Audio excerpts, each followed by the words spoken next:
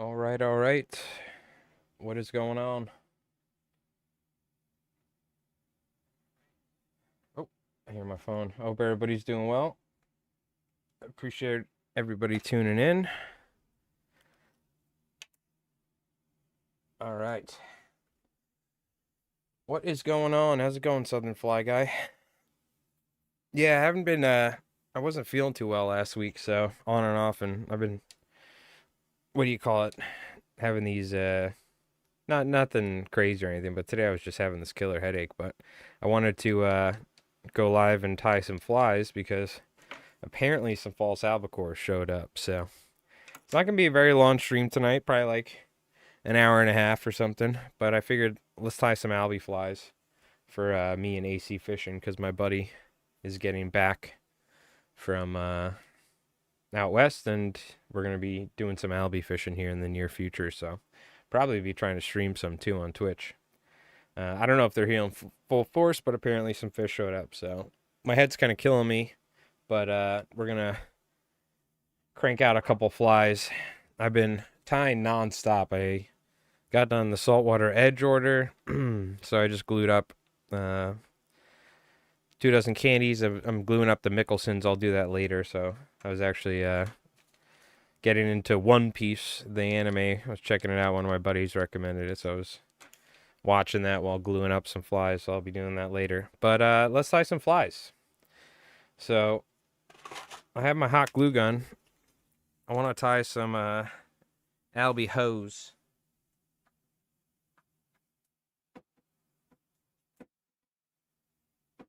I got some Mustad 007 stainless steel, the classic Mustad hooks. They're O'Shaughnessy stainless steels or whatever. How's it going, Tony? How you doing, man? How's it going, Dennis? I hope everybody's doing well. Let me get some water real quick in here while this hot glue gun heats up. We're gonna need some water to dip our finger in.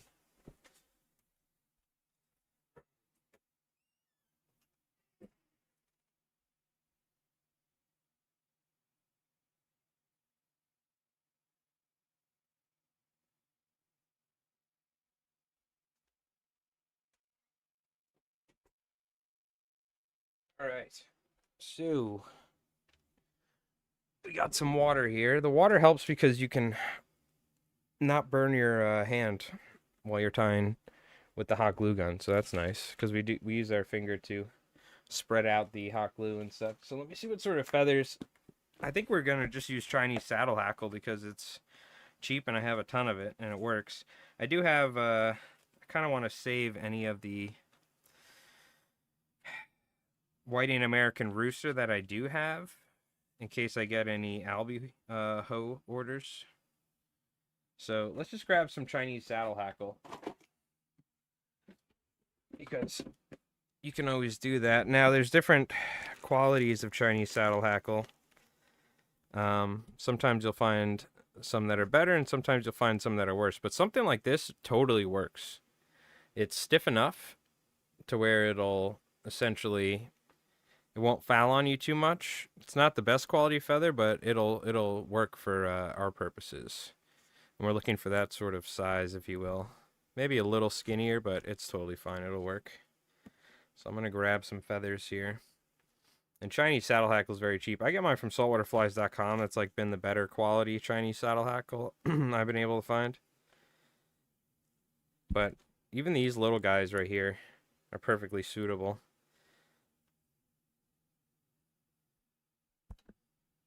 Hey, Doc. How's it going, man? I hope you're doing all right. So I figured we're going to need to tie up a handful of these in case we go fishing over the next couple days. Apparently some albies have showed up.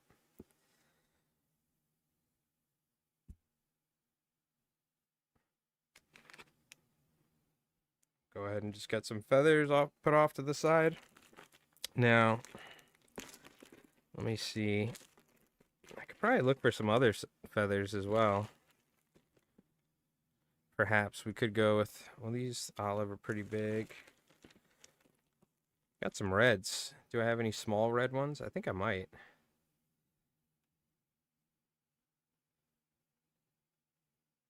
Kind of experiment a little here.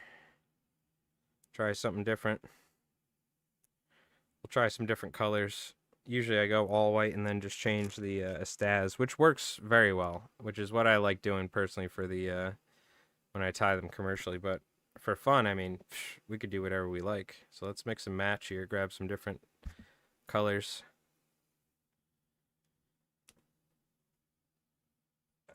I have a rooster cape there I'm afraid to use. It's like the hen's teeth. I was tying my hose, but didn't like my flash. It was small. It was, as well as the lateral scale. I was going to order saltwater flies, but they're gone fishing the rest of the week. Oh, yep. See, the Alby showed up. Mm-hmm. Yeah, speaking of which, thank you for reminding me. We do have some lateral line, and we have some crystal flash here. I'm going to use a different color crystal flash, though, because I'm saving my pearl. And we don't have to use crystal flash. We could use whatever we like, but traditionally, that's the classic color. So I'm going to grab some silver. Actually, yeah. I have silver. I have pink. I'll use the pink and silver. How about that? Because I got it lying around.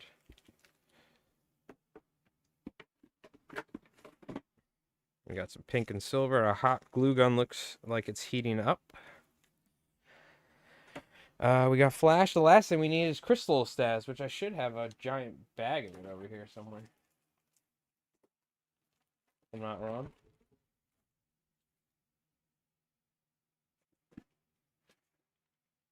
Oh, that's the, that's that. Let's see. What do we got? We got chartreuse. We'll grab. Some other fun colors. Obviously, pink or tan. I do need to save some of this, though. So let's try something else. We're going to try some of this. I've had this for a while, but we can use this. This is some steelhead material. What else do we have, then? Let me see. We got some of that. What else? Yeah, I think I have all my stazes put off to the side. That's fine. I have some in here. It's like some root beer color. Yeah, we'll use that. That's good.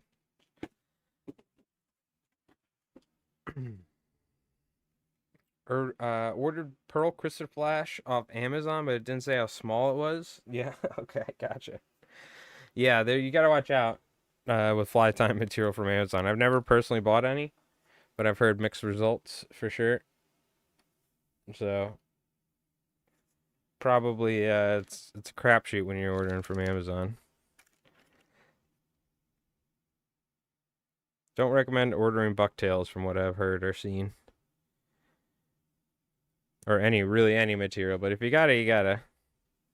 So we're gonna start off with a little bit of hot glue off the back. Oh god, this is gonna be making a mess already.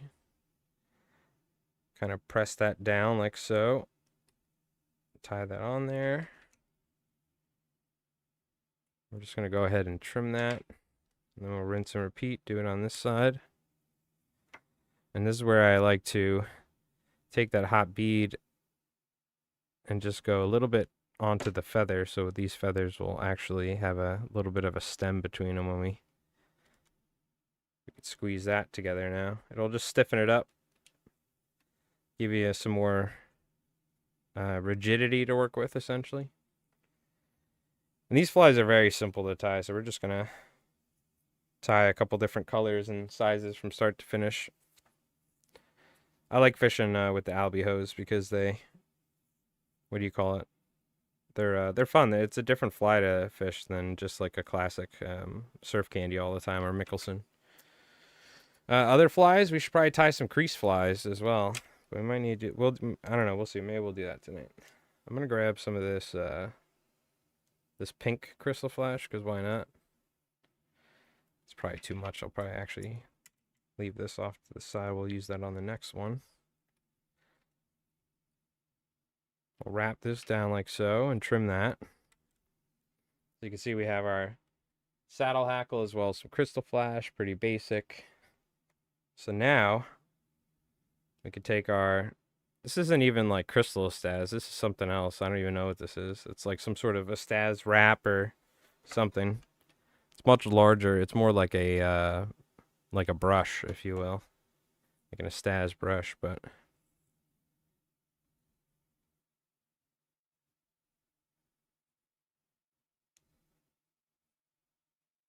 probably don't even need to wrap it that tight. It's definitely larger than what we normally use, but I don't know why this gotta make it so that it stops shutting off. I've heard of the crease, so you use the bodies they offer. I make no, we just cut a piece of foam and fold it in half. I actually have a punch to like punch out the foam for the certain size hook, but I then just started. I was like, screw it, we're just gonna cut our own and do it. Palmer Chenille, thank you, mile marker. That is sounds like the appropriate name. You're right. Palmer Chenille. Palmer Chenille. So we're just going to take a bead of the hot glue and run it along this chenille and a little bit onto the feather behind it.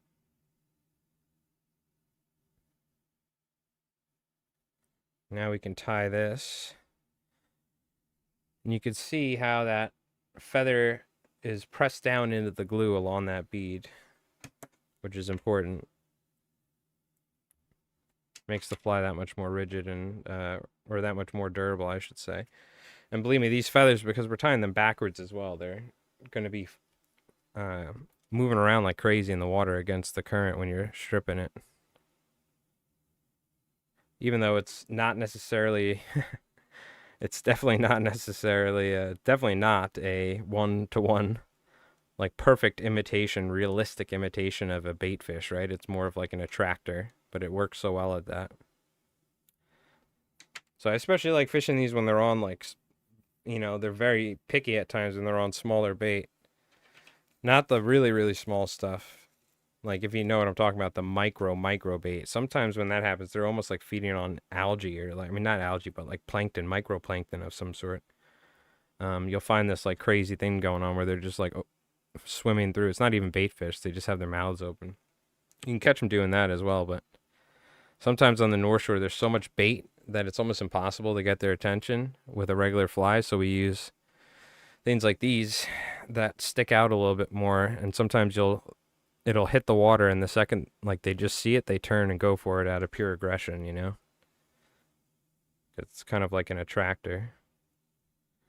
So now I'm going to take a piece of lateral scale and lay it on this little glue strip that I put on here. And go ahead and wrap that, and then I could take a little bit of water on my finger, not too much, and I can just press this lateral scale onto that hot glue. So it gets stuck on there. I like to cut it a little bit short too, so it's not too long. Over time, when it gets beat up, it might pop off the hot glue. Run another strip, and that strip of hot glue, it's very thin. It's right on the stem of the feather there, and we're gonna lay that lateral scale right on there.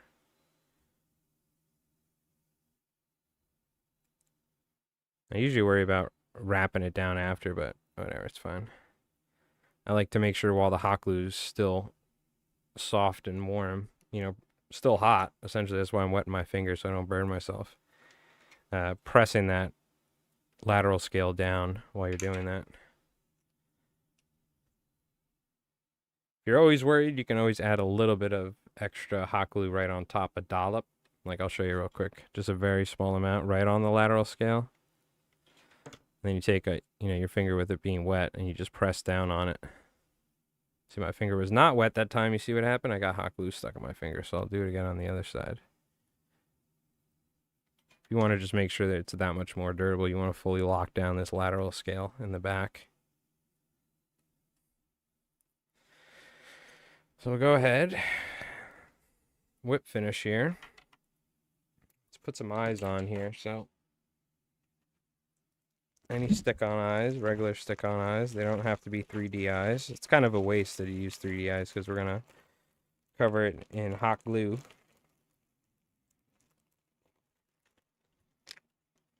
Find some of these appropriately sized eyes. These are 3.5 or 7/30 seconds of an inch eyes from saltwaterflies.com, these silver ones.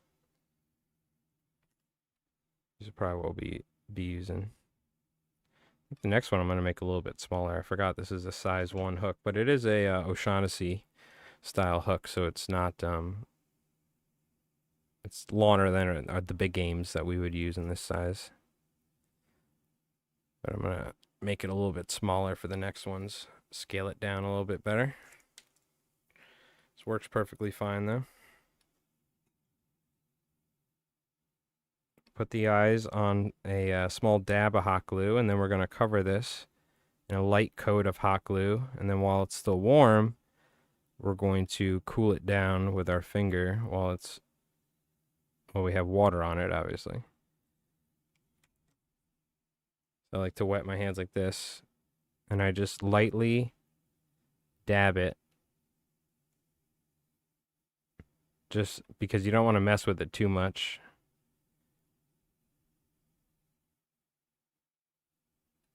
You can see if I squeeze it there hard, it kind of moves it, but you can kind of manipulate it, so. And there you go. It's not the prettiest one because we're using cheap Chinese saddle hackle and crazy Staz Palmer, but it's going to fish great, so let's tie some more of these. Got one of those cutters, and it makes it so easy. How you like it, Craggerl? Need to pick up one of those cutters? Recommend which one to Best Buy? I bought this like literally probably over 20 years ago, Doc, from a magazine. But I think either Waspy or somebody makes those foam cutters, and it has like a pretty thick thing to punch, and then it's got wood, and it has the like very sharp metal, you know, the mold or whatever, not the mold, but the punch, the metal on it. You should be able to find it if you look up crease fly cutter or something like that. You should be able to find it. They have all sorts of ones. They have one for frog bodies and stuff. What's going on, Nelson? What line weight and leader and strength would you use with that fly? So if I was fishing specifically for striped bass or false albacore with that fly, 9 weight line, maybe an 8 weight line or a 10 weight. So you can use an 8 weight, a 9 weight, a 10 weight, depends. And I'd be fishing probably 30-pound with a loop to the fly line, about 4 to 5 foot section, and then attach that blood knot to blood knot or whatever knots you use to a 20-pound piece of fluorocarbon in the front, probably about 3 to 4 foot long. And then I tie it like that. That's about a 8 to 9 foot long leader. So I don't use tippet or anything like that. Some people go lighter for Albies. I like using at least 20 pounds so I can kind of wrench them into the boat. Sometimes you get them close, and instead of having to mess around with it for an hour, you can kind of get them in and grab. They still pop 20-pound too. You got to watch out. Can't think of the brand I got, but it's a wood top. Yeah, nothing special. Yeah, I forgot what brand it is. Yeah, no problem, Nelson. Sometimes you might need to drop it down. Some people think you got to go low, or they insist, which it might be. But usually 20-pound fluoro, and then the 30 or 40-pound in the back, you know. And just keep the heavier leader in the back longer than the lighter leader in the front, so it turns over the fly properly is all. All right. Let's try it with these red hackle. Or let's do it with the tan, I guess. We're going to make this one smaller, too. Something more like this.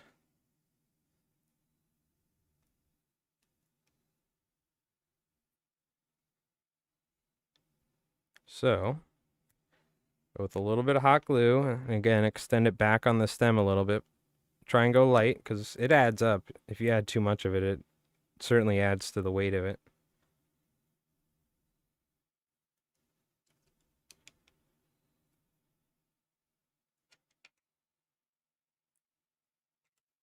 Then we can grab some of that crystal flash that I put off to the side.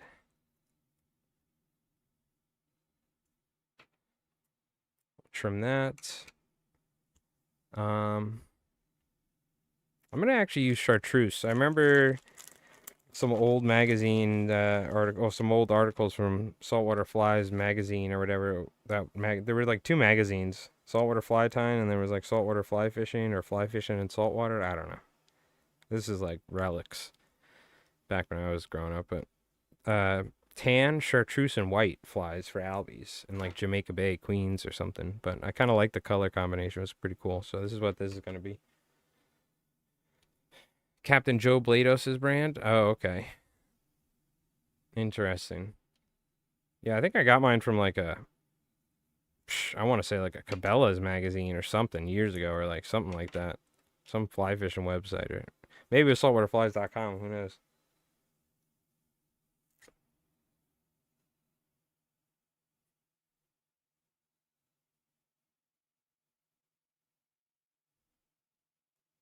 $25 for a set of 3. Oh, okay. Not too bad.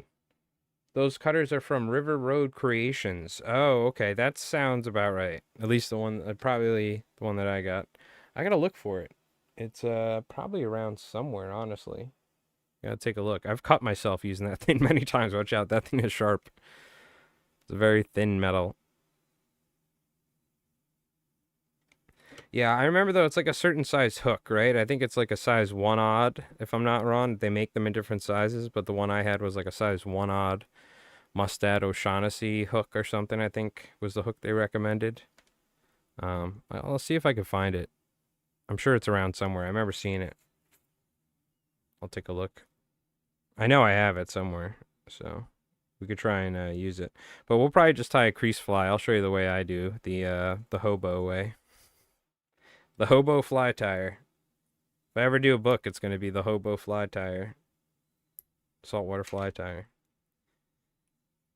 And it has nothing to do with actually being a hobo, but it's just, you know. I'm cheap.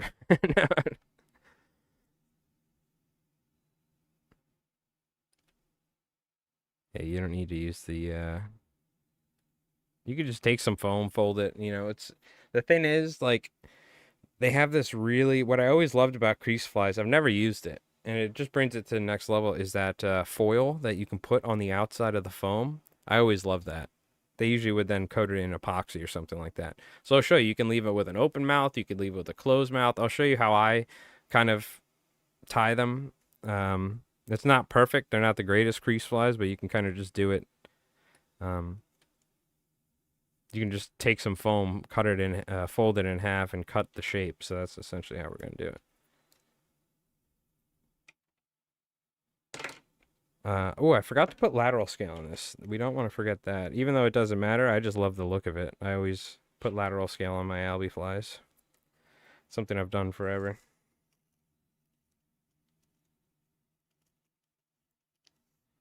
I got to put the lateral scale on. I don't think you actually like it's absolutely needed to catch albies with this fly, but if it makes you that much more confident in the fly, that's even better. It's my golden rule. Just make sure we press that down, then we tie it. Go ahead and trim that. Dropping all my feathers. In fact, I'm going to go with an extra dab right there and then lock that down. Just we don't need to worry about that popping off, hopefully. What's going on, Gabe? I just finished painting an Adam Jr. plug. Okay, nice. You getting ready for the fall run? I'm sure you're going to be fishing your plugs a lot. 'Tis the season to go fish the surf.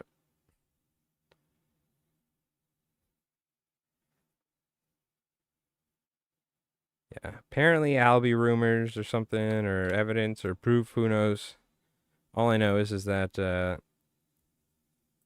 seems like we had a really like sudden patch of cold temperature. So I'm assuming the water temps dropped probably drastically too, and that might cause them to show up, honestly, which could explain it. But so if that's the case, we might go fishing in the next day or two because AC's coming back. So there's a good chance we're gonna need Alby flies. So I told them I'll make sure to tie a couple every night for us while I'm doing all my commercial stuff. So during Alby season, same thing goes for any of my buddies. Pretty much, like we're going fishing or something. I usually give everybody a tally of flies for if they go fishing. Or like, all right, here's a dozen. Good luck. Don't lose them.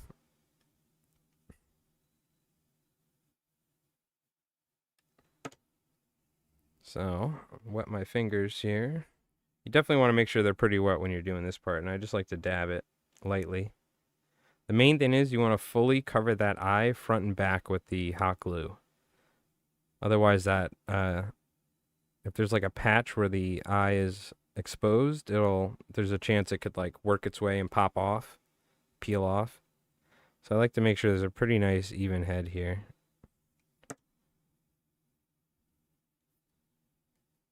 It just makes the fly that much more durable. You can see this one's much cleaner now that we've tamed it down in size and whatnot, and we're using the proper estaz. I really like that with the tan though in the tail and the white on the outside.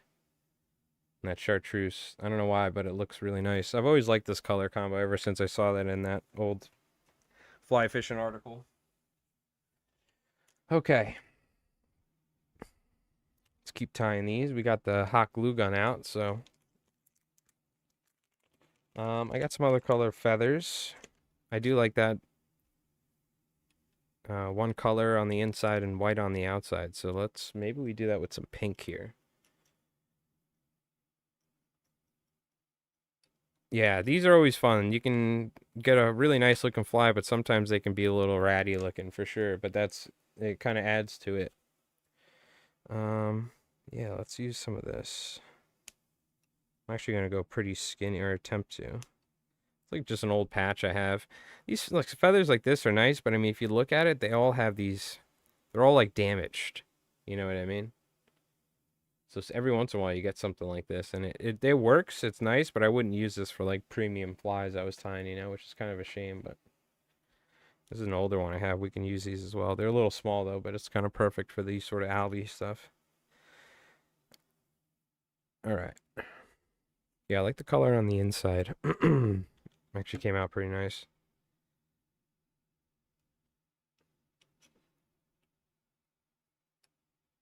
Just kind of twist that right there if it's fighting with us.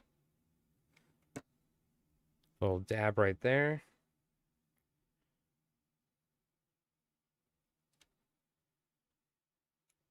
That was actually a nice piece, a nice hackle. I maybe shouldn't have used that one. It's actually a pretty nice feather. Let's go with the silver now, because now we're using pink. You'd think we'd go with pink. Wrong. We're gonna go with silver, crystal flash, because why not? Making them kind of flashy today. You see, I like to fold it in half and then cut it. I am gonna put one side down because we really don't need like 8 pieces of flash, especially when we cut it down. So you got 4 folded over, and now we essentially do have 8 pieces, but spread those out a little bit.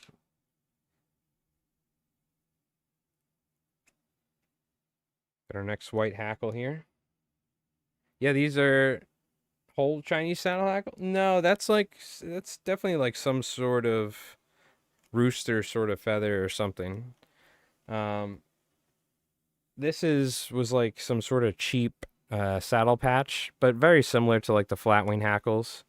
You know what I mean? If you look at the sizes of them or the profile of the feathers.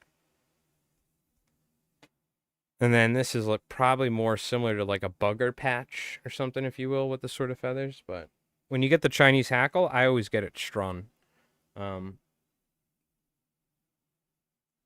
Where did I get what? The pink hackle? Oh, I don't know. It was probably like, I want to say it was like eBay or something years ago. I used to get hackle off eBay. There's a place called the Feather Emporium or something, but the prices were so expensive. So if you look for, it's essentially, I think you could find like probably bugger packs or something like that. You should be able to find something like that. I don't know what the, color is going to be like, but you can find, if you go on places like eBay and stuff, you can find people that raise their own chickens for hackle and stuff. So I feel like I got one of those off eBay or something for like $20. But I'm sure if you look around you can find something like that. You'd probably like look it for like freshwater, like largemouth bass hackle or something, you know what I mean? But usually when I get Chinese saddle hackle, it's always strung. I'm assuming you can get it like on a cape, but it's probably hard to, I'm assuming Usually it's always strung though. It's probably not even worth the time and effort to sell the whole cape for those things. But so another little note here is I like to put them further back and slightly pull it forward because it actually kind of then takes all these guard hackle or whatever right here, and it kind of brings them back and gives you a nice kind of natural look to the feather. So if that makes sense, you're starting back here and you're sliding it forward. So I'll show you what I'm talking about. Fancy colors. Ever tie these with a fish skull? No. You know, I'm not a fan of the fish skulls. You know what I mean? I'm not a fan of that stuff like that where it's like a plastic piece that you just slip on the fly. I don't know why. I'd rather, like, if I was doing that, I'd rather make it out of the hot glue. You know what I mean? Get that shape. There's nothing wrong with them. I just don't like that sort of product personally. Like, it's one thing if it's like a foam head or something, you know what I mean? But I have UV resin. You know, I could just make something like that, essentially, if I wanted to. I'm just not a fan of, like, the plastic parts. I wonder if I could pull this some more, actually, or if it's dried too much. I didn't leave myself. I trimmed it. That's on there. We ain't pulling that forward. That's all right. It's a little bit longer than the other side, but who cares? The fish don't care. It's actually pretty much even. I don't know why I was worrying about it. I can find strun hackle, but I need cheaper, thinner feathers. Oh, yeah. Well, in that case, you're probably best looking for the flatwing sort of hackle, where it's like 20, 30 bucks for a patch. A lot of them are nice and skinny, but, you know, I don't think you're going to find cheap. We forgot to put lateral scale on it again. I don't think you're going to find cheap, like, thin hackle. You know what I mean?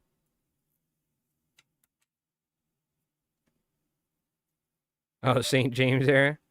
What do you call it? I was actually dating a girl that was a couple towns over from that not long. I mean, many moons ago, I should say. I was going to say not long ago. No, this was a while ago. I'm getting old. I live out east, though. Obviously, I don't like to say exactly where, but have somebody show up to my house in a pair of assless chaps or something. Oh, good. That's not, my old landlord used to say that all the time. He's like, what if somebody showed up on your porch wearing, I'm like, why are you asking me this question, Tommy? Like, God. So I like to throw that out every once in a while. I don't know why he would say that, but maybe he has a pair that I never knew about. What would you do if this guy showed up on your porch? I'm like, with a pair of assless chaps. I'm like, I don't know what you're what you're asking me for. Can I go? That was one of my old landlords. Got me the one Ewing saddle, but it's just maybe want a white one to go with the light olive I have. Yeah, that's the problem with hackle. I had to stop myself. They were beautiful, like olive and pink grizzly hackles and stuff. And I would love to just get every color, you know, but realistically, I just need more white feathers. That's all I use. You know. But there's a lot of nice hackle out there, so problem is it's so gosh darn expensive. Get 3 patches, next thing you know, it's 120 bucks or something. Okay. Yeah, I mean, it wasn't too bad. It wasn't too bad. Then I heard some like negative stuff from people on the internet or whatever on some forums, but it was probably just like, you know, who knows. But when I ordered, it was generally okay. It wasn't like the best quality hackle I've ever had or something, but it was hackle. So there was a time where it was impossible to find any saddle hackle. For anyone that's been around long enough at fly tying, there was a time, I don't know when it was, I forget. It was the dreaded age of feather earrings. And I don't know what it was, but like salons and people on eBay were making earrings with saddle hackle for women to wear, and then like hair extensions made out of, oh, it wasn't even earrings, I'm sorry, it was hair extensions was the whole thing. So like I was driving up the island to go to these tackle shops to get stuff so I could dry, because we didn't have a place that sold fly tying material locally for a long time. So I had to drive like an hour up the island, and I go there. There's no feathers in this fly shop. I'm like, what is going on here? And they're like, yeah, apparently there's like all these women showing up buying all the feathers, and they're like taking the feathers and they're making hair extensions out of them and selling them for like hundreds of dollars or something. They were like buying the feathers and splitting the feathers out of the patch. And people were doing this as well. I'm sure people that had fly shops and stuff figured it out. But you would imagine you had flat wing hackle, or you had dry fly hackle, like a patch. You would take off 30 feathers, and they were selling 30 feathers for like $20 or something like that. So it was impossible. Like it became like a like what it is today with like people buying up stuff and reselling it constantly. I forgot what it's called. But you literally couldn't find hackle. So I was like going on the internet to like random places trying to buy hackle off eBay and stuff like that. I was buying like hackle from the UK or something, but yeah, it was really popular for a while. I don't know. It was like whoever caused that fad, it like decimated the fly fishing industry. It probably boomed it for the feather industries, but for like the people that needed to tie flies, like people like me, like commercial fly tires and stuff, I could not find quality hackle. It was like impossible. So you're left tying with like the Chinese saddle hackle and stuff. All right, there we go. There's another one. It's not too bad.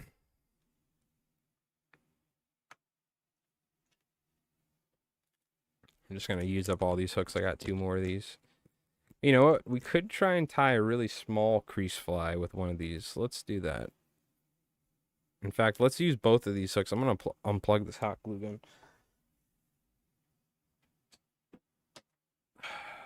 Make sure we unplug that so I don't cause a fire. Yeah, these are the right sort of hooks that I used to use for crease flies. You could use lawn or shank hooks as well, but we're going to experiment. Let's see if we can tie like a small crease fly here. Should have some foam here. This is adhesive foam on the back as well. You can use whatever foam, but that time period sucked, and it lasted for years after the fad ended. It did. And then thankfully, I guess resellers stopped making any money doing that. But for a while, people were just like buying up hackle and reselling it online on eBay for like ridiculous amounts of money.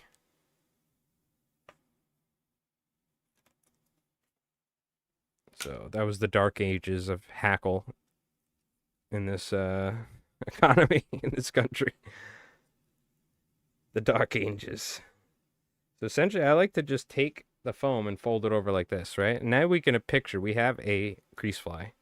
We got to make sure it's deep enough to where we can firmly glue it together, right? But we still want to have some height. This one's going to be smaller. It's going to be thinner. The next one we'll do higher. So what I like to do is I like to figure out where it is. And then what I do is I just take it and I just cut it at an angle like this. Now we essentially have a crease fly. Now ideally what you do is, it would have a little bit more curvature to it, but this is essentially what we're kind of working with here, right? This is a very rudimentary, basic way to tie a crease fly. And then what we can do for fun, we should be using bucktail, but what I'm going to do is I'm just going to take these feathers here and tie these off with a bunch of flash, and then I'm going to palmer some hackle, and we'll fold it back. And, this is, because every once in a while, why not? Let's do something different. We're going to take some pink crystal flash, and we're going to cut it multiple times so it's pretty small. Do something different here.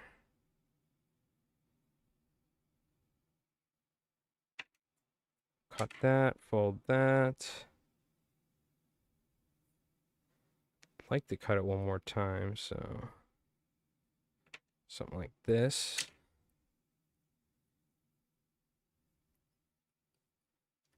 It's almost like we're tying a fluke teaser or something, you know what I mean?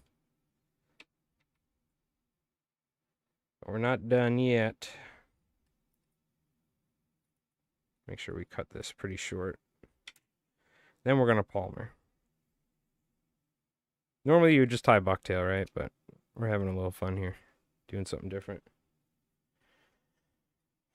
Make sure this bot is banned. Okay, good.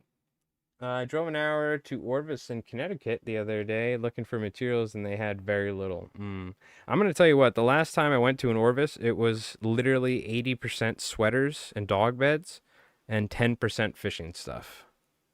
So, Orvis's back in the day when I used to go, or at least the one in like Manhattan and places, there was just like half of it was like a fly shop, right? And it was back when like fly fishing was really popular in the 90s. And now, like, I went to one like way out west on Long Island, and they still have fly rods and stuff, but it's like very limited selections of like reels. They don't have as much, it's definitely not as big as it once was. I think, you know what I mean. Orvis is not like the powerhouse in the fly fishing world like it was back when I was growing up and I was a kid. They still are pretty relevant, but you got to probably go to the right stores. If you go to like an Orvis up in the Catskills, there are like certain Orvises where they're made. It's like an Orvis for trout fishing specifically that's near a famous river. But if you just go to like an Orvis in like suburban area, in like New York and Long Island, it's pretty much all like clothes and stuff. Very small amount. Because I knew a guy that worked at Orvis and ended up leaving, but it was like they slowly started moving away from fly fishing and they're moving more towards just being like retail, like high end retail in wealthy areas. Because these are like up on the North Shore of Long Island where people are like billionaires, you know what I mean? There's like the super wealthy area in the Hamptons where people vacation, and then there's the area out west near the city, but up on the North Shore, and it's like very, very wealthy. Well, it's like up in those areas, you know what I mean? Everybody's driving BMWs and Audis, and they're probably buying like $8,000 dog beds or something from Orvis. Who knows? So here's a little trick I like to do to help sometimes that I found with the fly. You don't have to do this, but just to also make it have a little bit more something. So normally when you're tying, I think what you should be doing is using bucktail and stuff, and we can simulate this right here. You kind of want to build up some of the material on the hook shank so the foam not only has something to grab onto, but you also have some structure to the foam itself. So you can just take something like this, fold it back a couple times like this. The other thing I'll show you on the next one, you could cut a piece of foam so you actually change the buoyancy on it. But then at times, sometimes what'll happen is, it'll like sit on its side and then turn over when you, or sit right when you strip it. So there's a lot of experimentation you can do when it comes to crease flies and messing about with these things and getting them how they swim. You're going to have to tie a bunch. And you're going to have to mess around with it. So, hey, Laginator. So, now without making this, see, the problem is once we commit, it's going to be like that. So, just looking at it, essentially something like this. Oh, see, I attached it. Make sure we don't do that. That's fine. So what I'm going to do is I'm going to coat this. We're just going to go for it. We're just going to coat this in super glue. Now you got to watch out, but the super glue with the foam is always good. Thing is, this stuff sometimes has violent reactions. It gets extremely hot. The way the chemical compounds in super glue mix with foam at times, so you got to watch out. It'll literally like melt.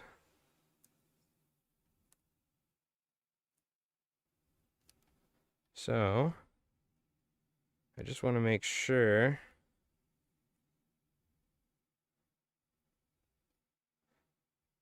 that this foam sticks together and is glued together with super glue. So some of these feathers got stuck. This is normally not what would happen because you'd just be using bucktail, but we were getting kind of wild. So what I'm going to do is actually go with a little bit of that right there. We'll press that together without hopefully getting super glue all over my hands. Little trick, if you have those paper clips, you know what I'm talking about? You can use those. Those paper organizers, those hard metal ones or something. Not like an actual paper clip, but those, with the metal armature, it's like a black clip that you can fold in and out. You can use those and kind of clip them together if you're having an issue. But that's why I try to make the foam large enough to where it doesn't expand outwards. I want it to glue together pretty well. In the back a little bit, it was a little spread out a little too much, so we just applied some super glue and then let that essentially kind of melt. And then what you can do is you can always just neatly kind of clean it up very lightly while still having a tight connection between the two pieces of foam. Because if that breaks or goes on you, then the whole fly is pretty much kind of not swimming right. Now the thing we can do is we can cut like this to get that clean crease fly sort of basic shape. And again, this is a very simple, you just took a piece of foam, you fold it in half, and then you glue that on there, right? So the little bit more complicated way I'll show you we'll get for a much cleaner crease fly body, but this is just very simple. You just want to make a really simple crease fly shape and just go fishing with it. But I mean, it works. So, you know, it doesn't look half bad either. Where's what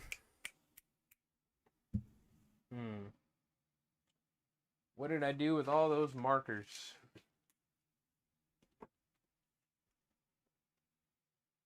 Who knows?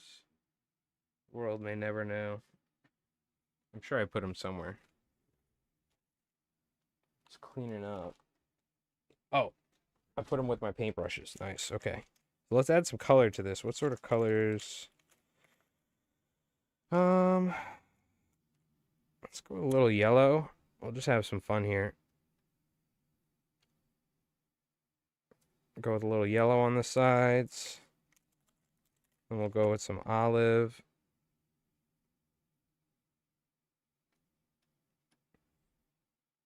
Kind of grade that in.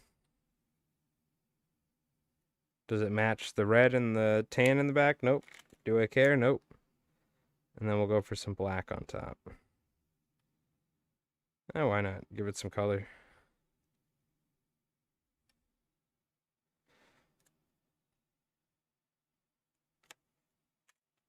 Does it look like anything? It kind of looks like a peanut bunker, if anything, which crease fly's really supposed to be. So now we'll just put some eyes on there. Very simple. It's a little bit farther back than I wanted, but that's okay. We're going to use it. We're going to go with it. Press those down. And then, you know what? I should be using flex resin. I usually just want to go with a pretty light coat. We don't want to add too much. How was your birthday? Well, happy birthday then. Belated happy birthday, I should say. Laganator. Hopefully you had a good one. We're going to go with just a light layer of this. Like that. And then we'll spread this around. I just want like a very thin coat. You could use the medium, could use the thin. But what I found is the flex really works well for stuff like this. Because it won't crack on you and stuff after smacking it up on the side of the boat or whatnot.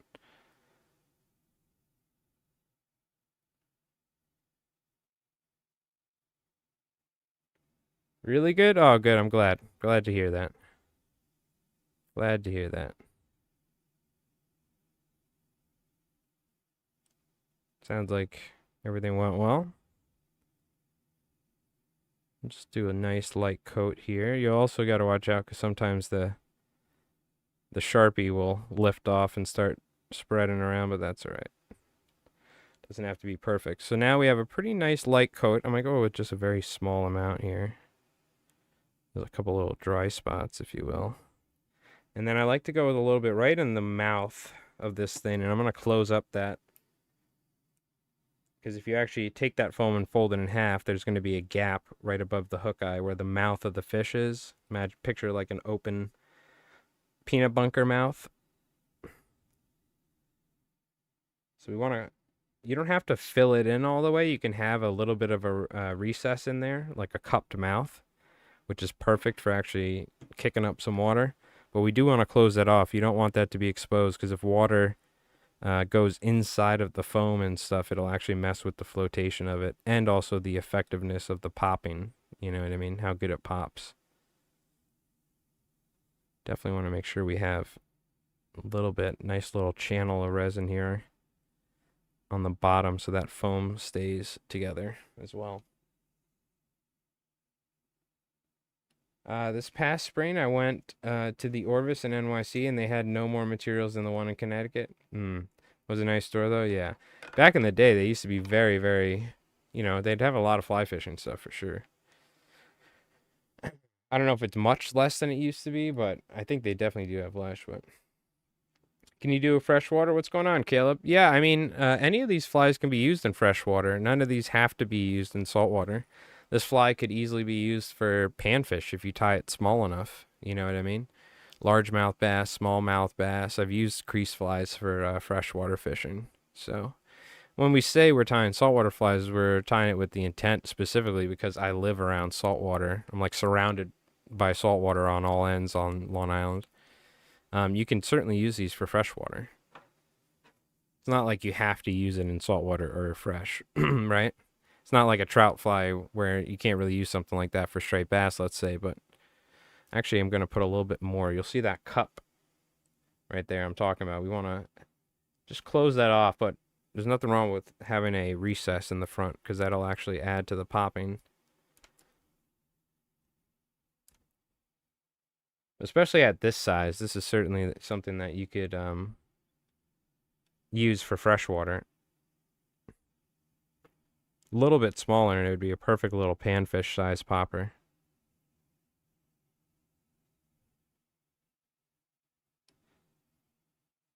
Just need a little bit right there on the bottom.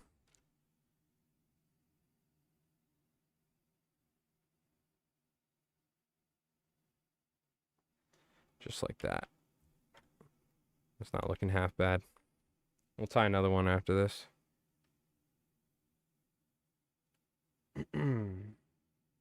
But yeah, like for instance, crease flies, gurglers.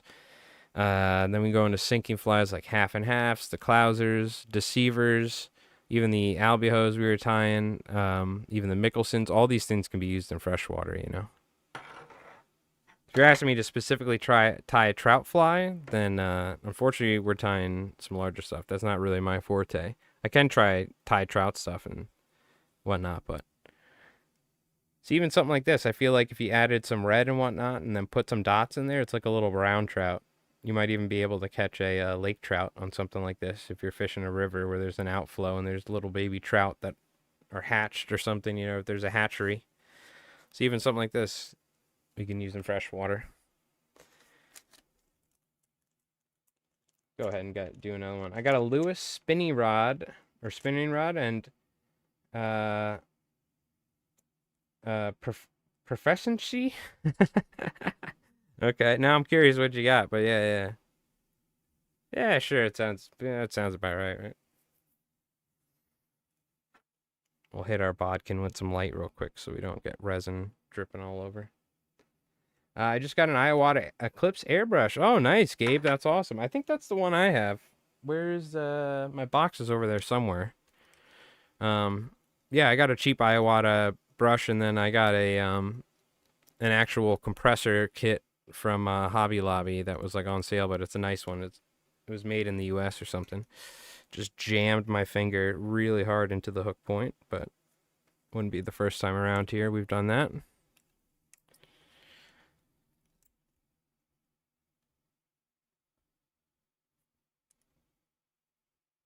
You gotta love it though when you go full force with your thumb right in. I've done it so many times. It's totally fun. But when it goes deep, it definitely, I don't know, you're probably hitting a nerve or something. All right. Let's get some more white hackle here. It's happened so many times that it doesn't even like, you know, I feel like the nerves in my fingers are becoming less sensitive over the years. So, we're going to get a couple more pieces of hackle here to use. Oh, we're not even tying it. I forgot. I thought we were tying an albiho. Let's use bucktail. We can still use some hackle, but actually let's use some proper bucktail here. I'm just gonna grab whatever I can. I got gray. That's fine.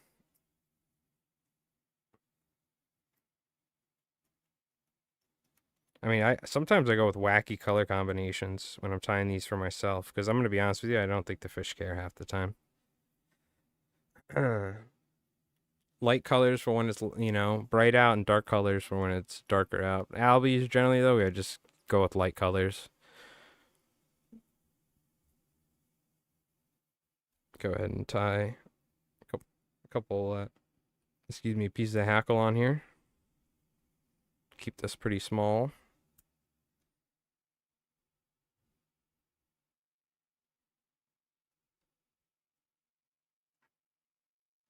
So we got a little bit of bucktail, a little bit of hackle. We'll grab some of our silver crystal flash here.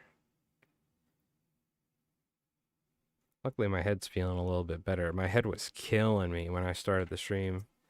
But I was like, man, we haven't streamed for a bit, so we got to do this. But luckily, I'm feeling better, so maybe I'll stream a little bit longer than I was planning. All right, grab some more foam. Just cut ourselves a nice chunk here that we can work with. Really doesn't need to be that long. We're using a pretty small hook at the moment, but so let's see, is this wide enough? That should be. I'm gonna go a little bit wider just to be safe, so I don't need to worry about it.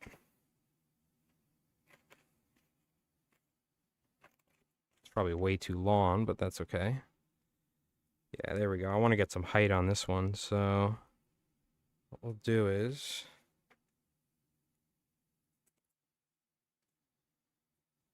I think you cut it from the bottom, right? Yeah, that's what I was doing wrong for the shape. Cut it from the bottom, and then we cut it from the top. So now we have this V shape right here. And that's going to allow the material now to stick out. There we go. That's a proper crease fly shape. It's more like it.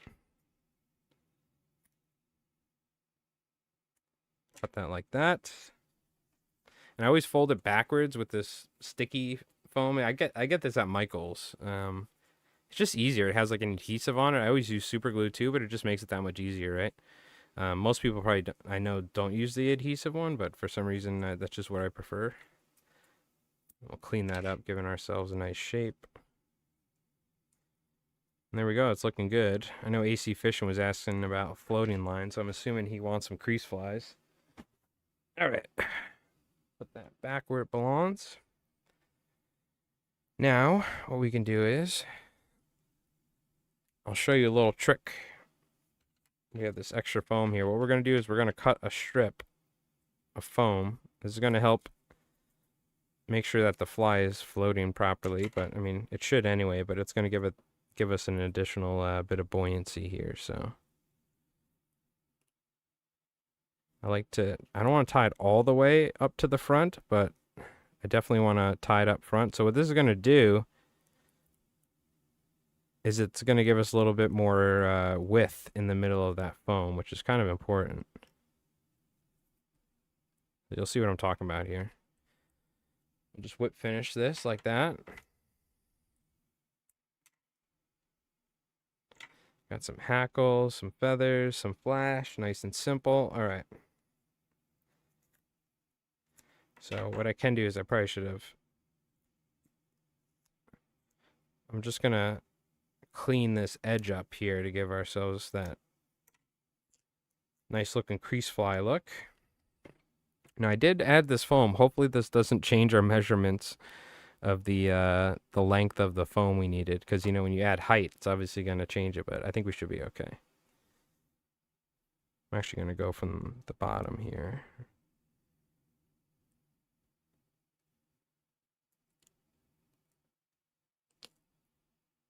Just redo that, because once we kind of commit to it, it's going to stick. There we go. Nice. That came out nice. Except for the back here, I probably want to leave that open a little bit. That's my bad. Yeah, we'll spread that out a little bit, and then we can close it. That's perfect. There we go. So it's all about, it really is all about getting that nice clean, what do you call it? Getting that foam on there nice and clean. Now here, it did squeeze together a little bit. So I'm going to open that up just a little bit. I like having that gap in the front. That gape, you know? So, I'm going to clean up the bottom now. Let's go for that classic crease fly look. You can see this is what I was talking about. I want that mouth to kind of be open there. Now what you can do, another trick, we can go inside here. We're going to cut a plug, essentially, is what we're going to do. What you do is you take this,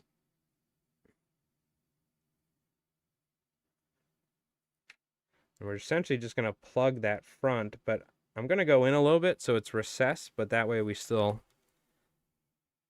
have essentially plugged that gap up top and it's not going to squeeze back in on itself. Just like that, and we can fill in that gap now. The classic thing you do with a crease fly, you really want to be fancy, you got to get the red. Where's our red? We got to give it the red lip.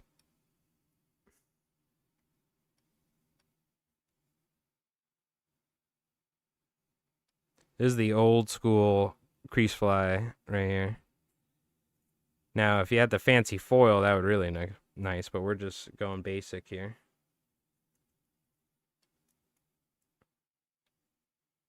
So we go with the red lip, and then let's just give it I mean, it's white. Let's just leave it white.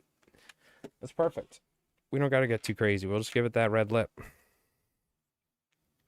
Oh, I know we can do to add a little touch to it. I know what you guys will like. Watch. How about we'll give it a gill. A bloody gill here. There we go. That looks nice. And we can go ahead and put our eyes. Like so, and then coat it in a light layer of resin. Traditionally epoxy, but you know the deal. I dropped my... Oh, nice. I dropped my tying scissors point first on my toe the other night. That's when, you know, it's time to wrap it up. Yeah, and that's why when you guys have laughed at me in the past for using my, what do you call it? My Eckerd's or Rite Aid middle school scissors here. At least when you drop those, they don't, what do you call it? Like stab you. These things will. And then the even nice, like the nicer, like Dr. Slicks and stuff like that, you got to watch out. Those are like, I'm assuming if that hits you in the square in the middle of your foot, it's probably not going to be fun. But I'm sorry to hear that, Tony. You got to be careful. I've done that many times. I always immediately, like reflexes, like throw my feet up in the air, you know, so they're not on the floor. Because I drop my scissors all the time. That's why I can never have a nice pair of scissors. You guys never see me use like an expensive pair of fly tying scissors because I've dropped them so many times that I just know that I can't afford like to have a nice pair of scissors.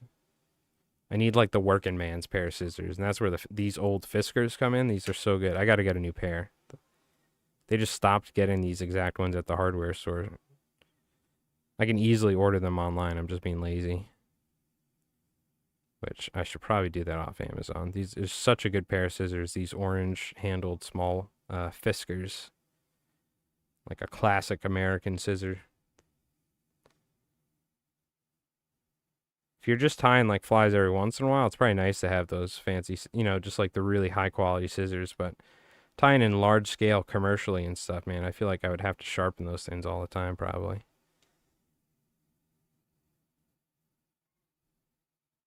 Like I said, hobo fly tying. I like my cheap scissors.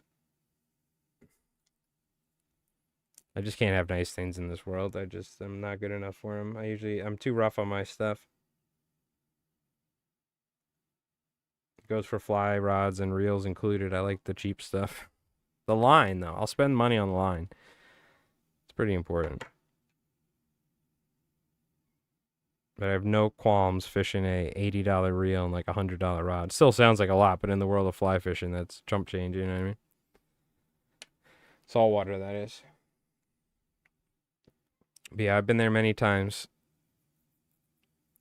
One reason why I like those Fiskars is I was dating this girl and she had like apartment in the basement. It was concrete floors, and I would drop the scissors on the concrete floor, and they wouldn't even like bend all the time. Sometimes they would after a while, but I've dropped them many times, and they're still like perfectly serviceable and good to go. You know, tie another 1,000 flies. I can't even tell you how many times I've dropped these specific ones on the ground. At this point, they're pretty shot, but that's not due to dropping it on the ground. It's because it's cutting metal with it and stuff, you know, who knows. Like tin strips and like dubbing brushes and cleaning hook shanks, thread off of it. Like just doing the worst things you can ever do to a pair of scissors. Definitely rough, for sure. All right. There we go. See that one came out nice right there. That's a nice little crease fly. Again, simple, and this is the flex resin too, so we can squeeze this and stuff, and it's not gonna break the resin, which is pretty important. You know what I mean? It's one of the reasons why I like using the flex resin specifically for the crease flies and obviously any flex candies, but anything like that where you need some sort of squishiness to the fly, some give, so it doesn't break. It's pretty important. I'm just going to go with a little bit more in the mouth because when I squeeze that there, it, what do you call it, showed that there was a gap in between the foam and where the resin was. Check Loco foam out. It's sort of like the foil stuff, but on the foam already. Pretty pricey though. Yes, I've seen it before. I don't think I've ever indulged and bought myself any, but I think I have seen it before, Dennis. But thank you for reminding me about that. That might be a fun way to try it. I think you can just get the foil, right? Like, I'm pretty certain they used to sell, Joe Blados used to sell any kits. Or he used to sell kits or something like that. I remember seeing them at Campsite, which is a tackle shop up the island where I used to go get material. And it would have, like, the foil that you could put on the foam. So I'm almost certain we could find the foil on, like, eBay or something like that. You know, and I'm sure it's like a craft foil or something. It's like a prismatic foil tape that you apply, but it's like a imprint. It's not like a tape that you put on there, like the tape that we use for. So if anyone knows it and you find it, let me know. It's like a foil, almost like how gold leaf is, similar to that. I could be wrong, but I'm almost certain that's how it works, right?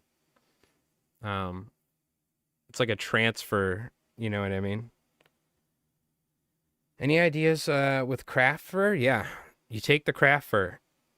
You tie it forward. Well, first in the back, you take a piece of ram's wool or anything like thick and like buoyant like that. You know what I mean? Like that kind of rough material. You tie a bunch of that a little bit behind the hook eye. You take craft fur. You get all the short hairs out of that. You get that out, comb that out and throw it away. Then you tie it forward. You fold it back like a hollow fly.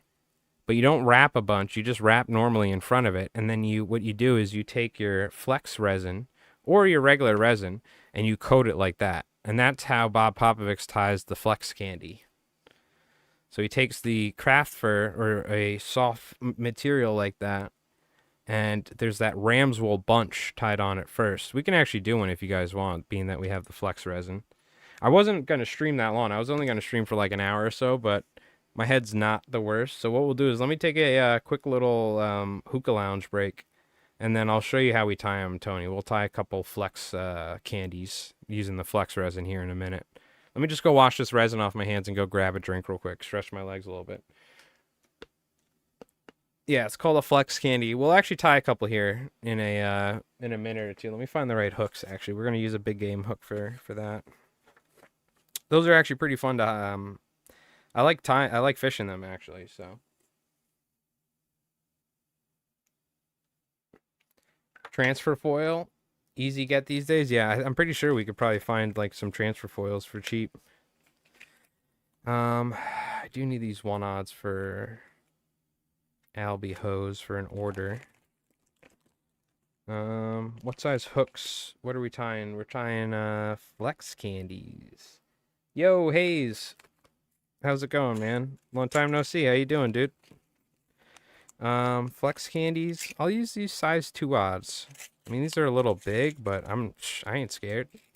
People will be catching Albies on what do you call it? Pogey poxies. We, I should come up with a company, the Pogy Poxy, where it's like spelled Pogy Poxy, and it's literally like just a copy. Like I'll just find some Chinese company to make like copies of the hoagie jigs, because that was like the nickname that's in our Alby videos. We got our Pogy Poxies. They're like these, people are throwing pretty relatively large size epoxy jigs, and reeling them at the speed of light for these Albies to grab them. So, all right, we're gonna take a quick little break. The fish we've been tying all these for, we have our little highlight dedicated to them. We'll play that, and I'll be back here in just a moment. All right, we'll tie for another probably like 45 minutes or so. So, doing good. Been taking up a new healthy hobby, bicycling. Nice, up to 50 kilometers now. So I'm worn out lately, but hopefully that'll change into more energy. Oh hell yeah, that can only do good things for you as long as you don't get hit by a car. So you gotta have some like cool biker gear. You know what I mean? Everything's good though. Everything's good.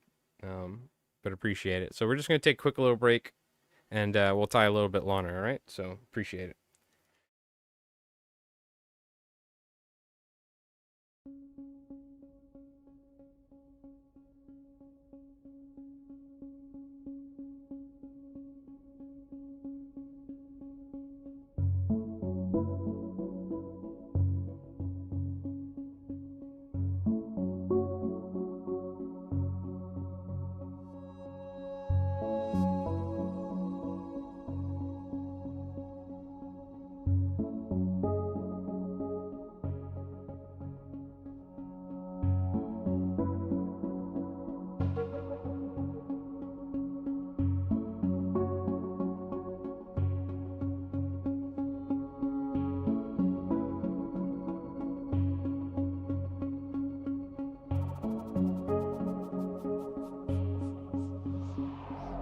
Yeah, dude.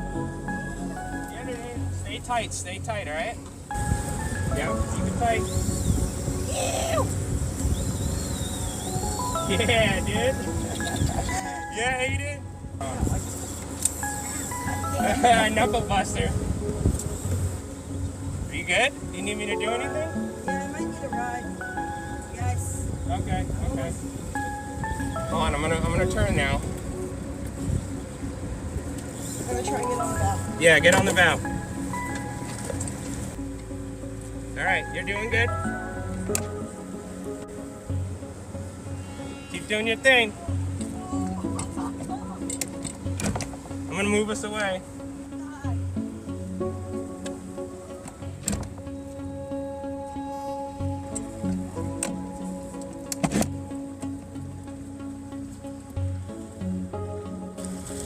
Is that a little one? No, that's a nice one. Oh, let's go! Come here, hold next to Allie.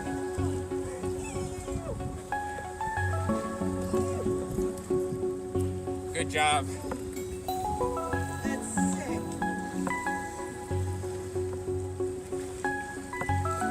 All right. Nice. Let's go! Woo! Alby slap! Good job, dude. Yee!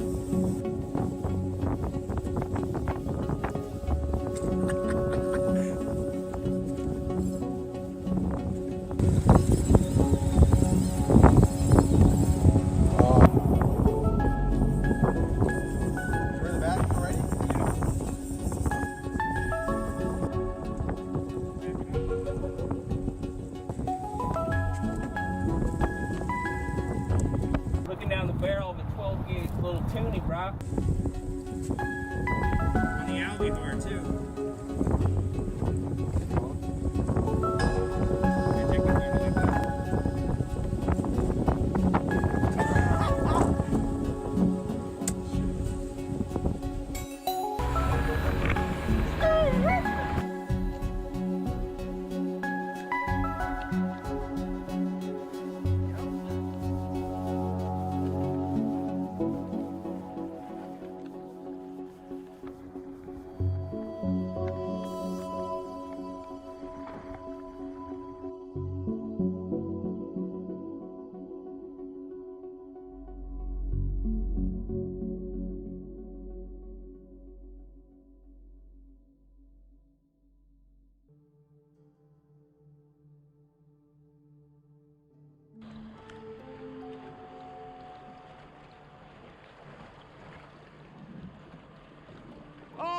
my god, dude!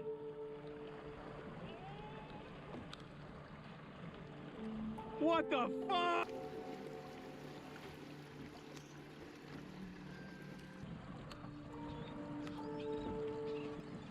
Woohoo!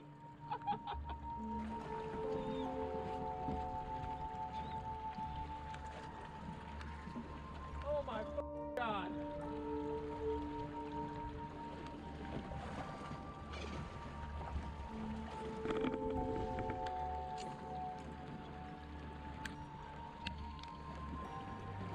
Yep.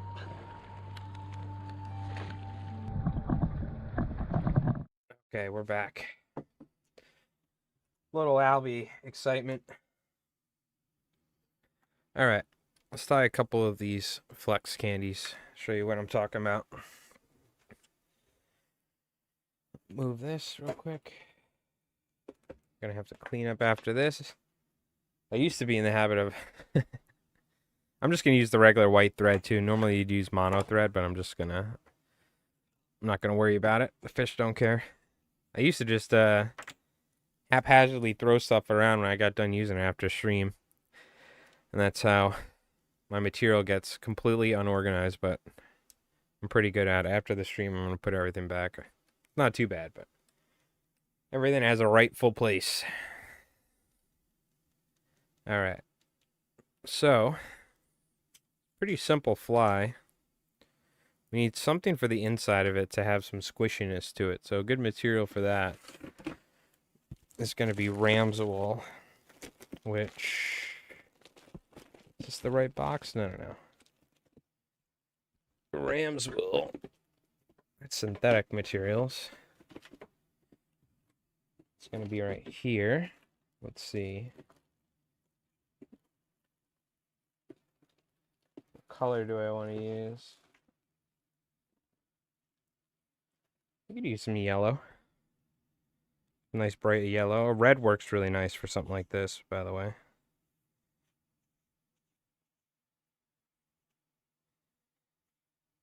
Just going to get a nice little pinch here.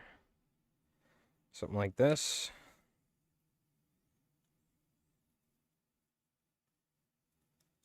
And this is from Bob Popovich's newer book. I'm pretty certain this is exactly how he ties it. Maybe I'm going a little bit off the rails, but we'll see. It's been a while since I've looked at how he does it, but this should be it.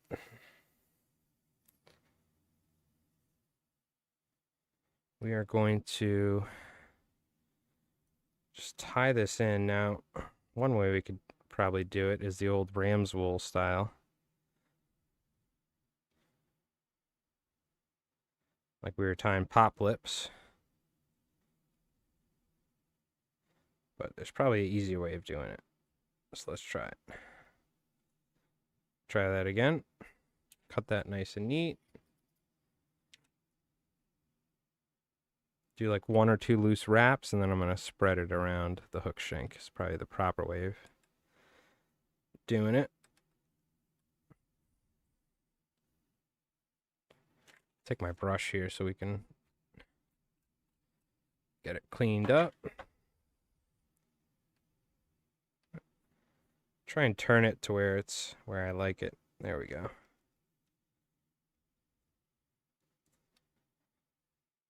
This is going to give us some body for the inside. Now,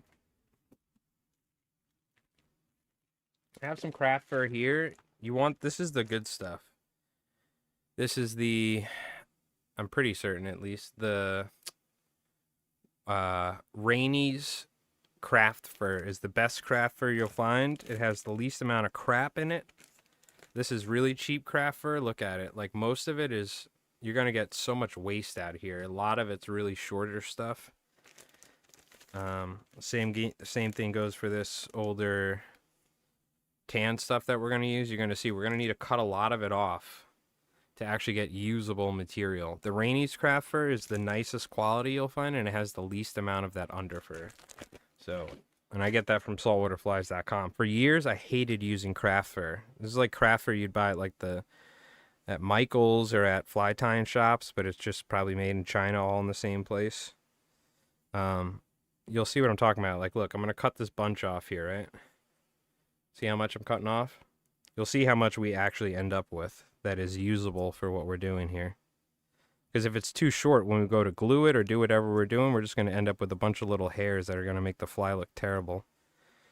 So what I'm going to do is grab it from up top, because I want that longer hairs like this.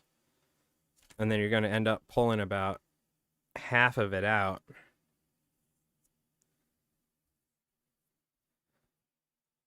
And that's what we end up with. You know what I mean? The Rainey's craft fur is just a much better quality. You end up with a lot more lawner hair and less waste. And the hair is just lawn too. So the rest you can use as dubbing and stuff for sure. 100%. It's not very useful for me. I could definitely use it to make like some sort of like buggy dubbing for like little freshwater stuff or like saltwater even. But it's just kind of annoying that you end up getting so much waste out of these lower quality craft fur products. So I recommend using Rainey's craft fur wherever you get it. I get it from saltwaterflies.com. That's the only place I get it, but I was trying to get my local shop to get it, but they couldn't find it or something. But that's just a little pro tip, because Chris from saltwaterflies.com sent it to me, and I was like, holy cow, this is way better than what I've been using. He's like, yeah, this is the good stuff. I'm like, oh, okay. Because I was, we tie essentially a newer version or an update of the polar fiber baitfish, which they used to have on saltwaterflies.com on the website. So we need a pretty substantial amount. Like, we don't need a crazy amount, but we need enough for this to fully get a body out of this when we fold it back. So I'm making sure, let's get our craft first set up before we tie it on there. And a little trick, what I do is you can use your scissor to separate it, but I like to push my scissors down flat and cut as deep as I can so I don't waste any, you know what I mean? I'm getting that hair as long as I can. It's very important to get all those shorter hairs out of there, because you'll see what I mean when we fold it back and glue it. Just like when we tie a surf candy, you don't want those smaller hairs in there. And this is a 2-aught, so we're actually going pretty big on this, huh? I forgot. Definitely helps if it's like, sometimes it helps to brush it out first, you know? You'll get a cleaner cut.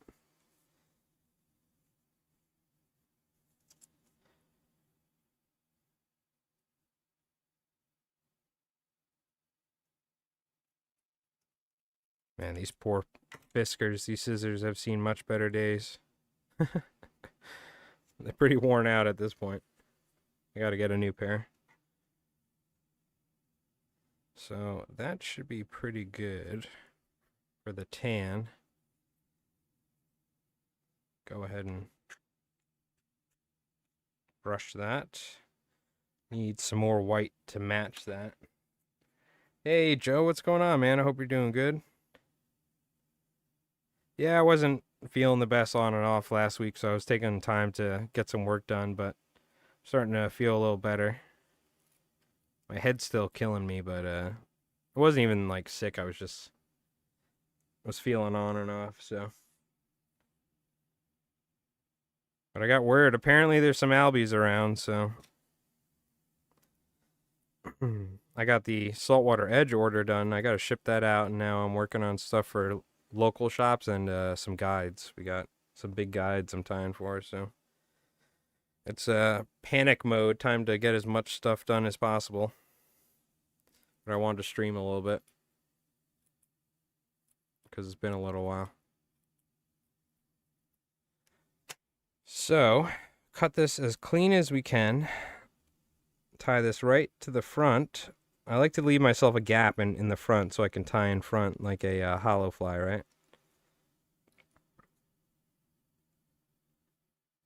I'm just going to do like 2 wraps, 2 or 3 wraps, get it evenly on the bottom.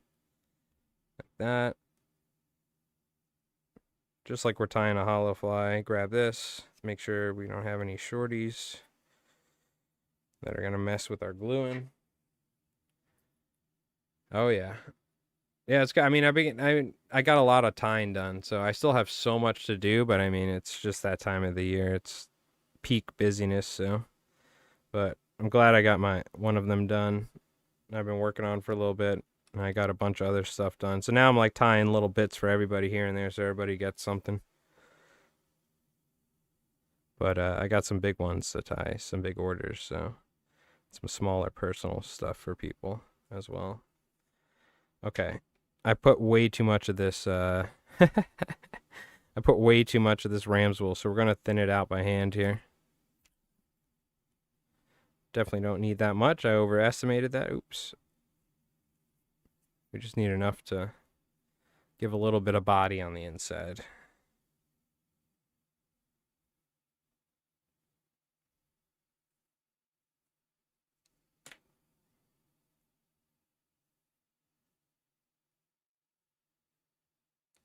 Cover that gap that I made on the side here to slip my thread through. I mean, that's pretty good right there. I'm going to adjust this on the bottom so it's even. It's looking good. And go ahead and wrap in front.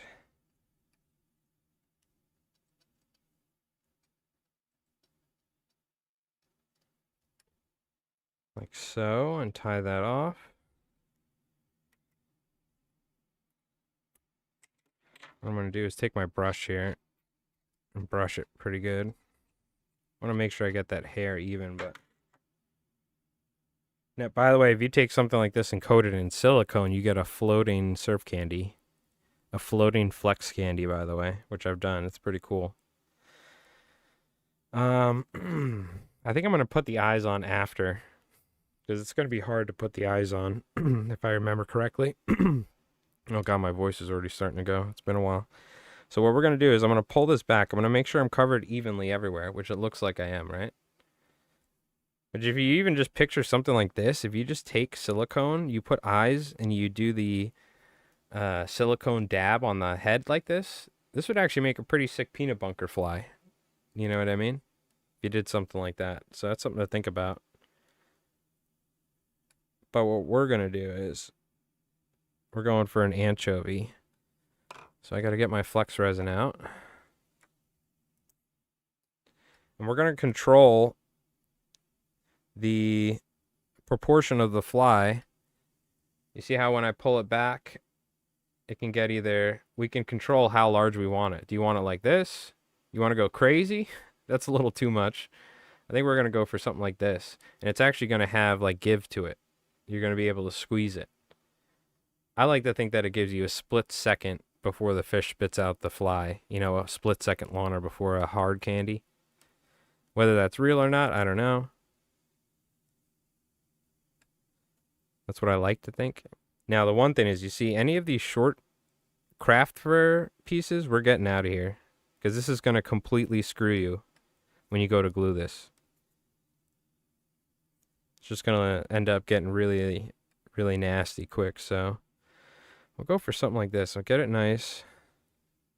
I'm going to start in the front and then work my way back with the resin. You can't go forward. So what I'm saying is you can't go towards the hook eye. You can only go back. Because if you catch any smaller hairs, it's going to completely screw it up. I'm not going to show you, but don't go that way. If you hit any shorter hairs, it's just going to come back and it's going to be like that. See right there? I'd rather pull that up and go up like that than have that fall back and whatever. I could deal with that like this. In fact, I don't want to go too far back, right? Because then I'm going to coat a bunch of the fly. So we can always work with it here in a sec. This is the first one. And now what I can do, I just a little bit dripped right there. I don't know if you saw that. Now what I can do is let go of it a little. And now look. Now I can adjust the size of it. Like that. Sorry, my camera was a little off focus there. So I'm going to go for something like this. We're getting a nice fish profile here. It's probably going to take one more coat before it really tightens up, so.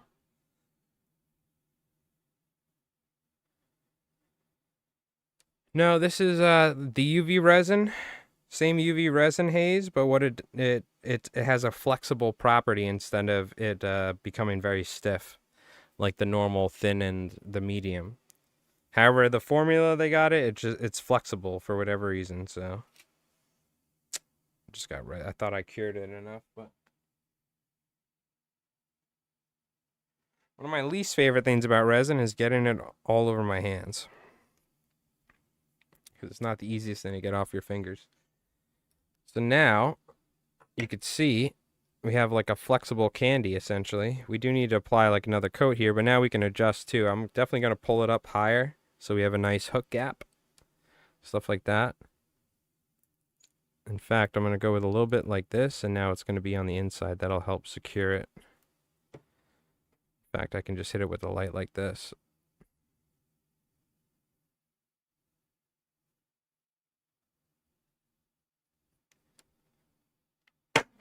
Oh. Now we'll put our eyes on, because it's a little bit easier to work with at the moment.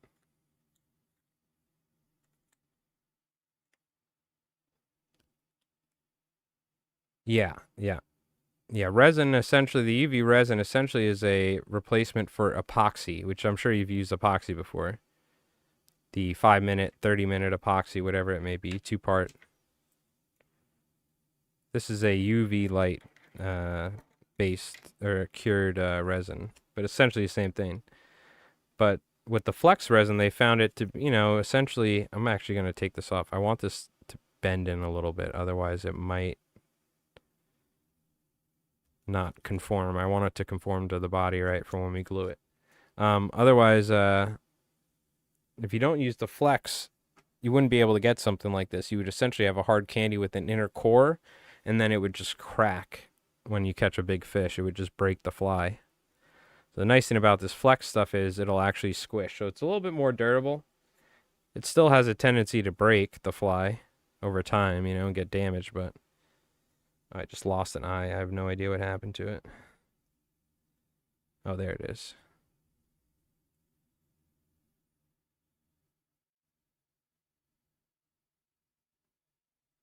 See, is that even? Yeah, let's squeeze that on there. There we go. Looks pretty good. I think what I'll do is we'll just give it the classic red gill treatment.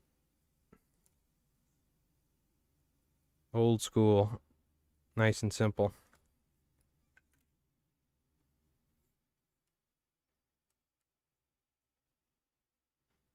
Yeah, it's a fun little fly. For sure. So now we're just going to go with a nice, like, even coat. I'm not going to, that's a pretty decent amount. I'm just going to try and spread it evenly. The other thing is we do want it to go, like, in the fly down here. We do want to make it somewhat secure. We don't want this to just break around, so I'm going to get some of that resin inside underneath.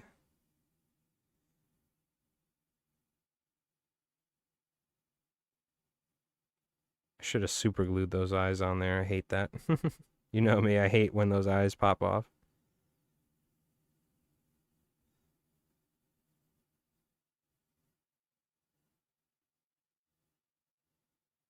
You can see we really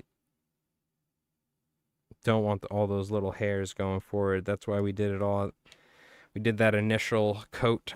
You can imagine if it was all loose and you were going back and forth. This thing would be a mess. So I'm actually going to need to add a good amount more because I pushed a lot of it inside the body.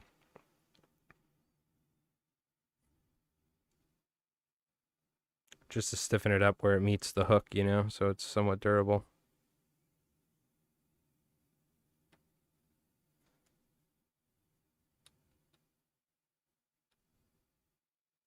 Also try to grab that hair and pull it back while I'm working the resin. Otherwise, sometimes if the hair is not, properly cured all around, like you don't have a proper coat, it'll pick up and move around. So that's why I'm doing that.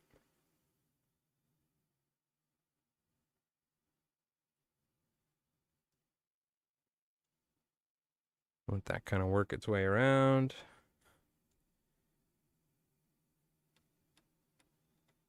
I want to make sure I have a nice even coat, 360 degree over the last coat that I did, so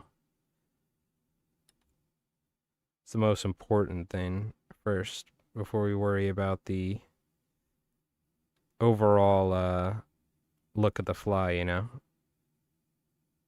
on how even the resin is, all that. The other thing is we can still adjust it. We can kind of always tighten it a little bit more if we want, but once you kind of get that initial cure on there, that's essentially how the fly is going to look. So you do want to make sure you're happy with it. We went for like a much larger anchovy or silver side, if you will. You know what I mean? Definitely has some body to it. Now, one thing I'm going to do is go with a little bit more here because it's not perfect and I want to even that out. It's going to add a little bit of weight to the belly too, or the bottom, so hopefully it'll swim upright properly.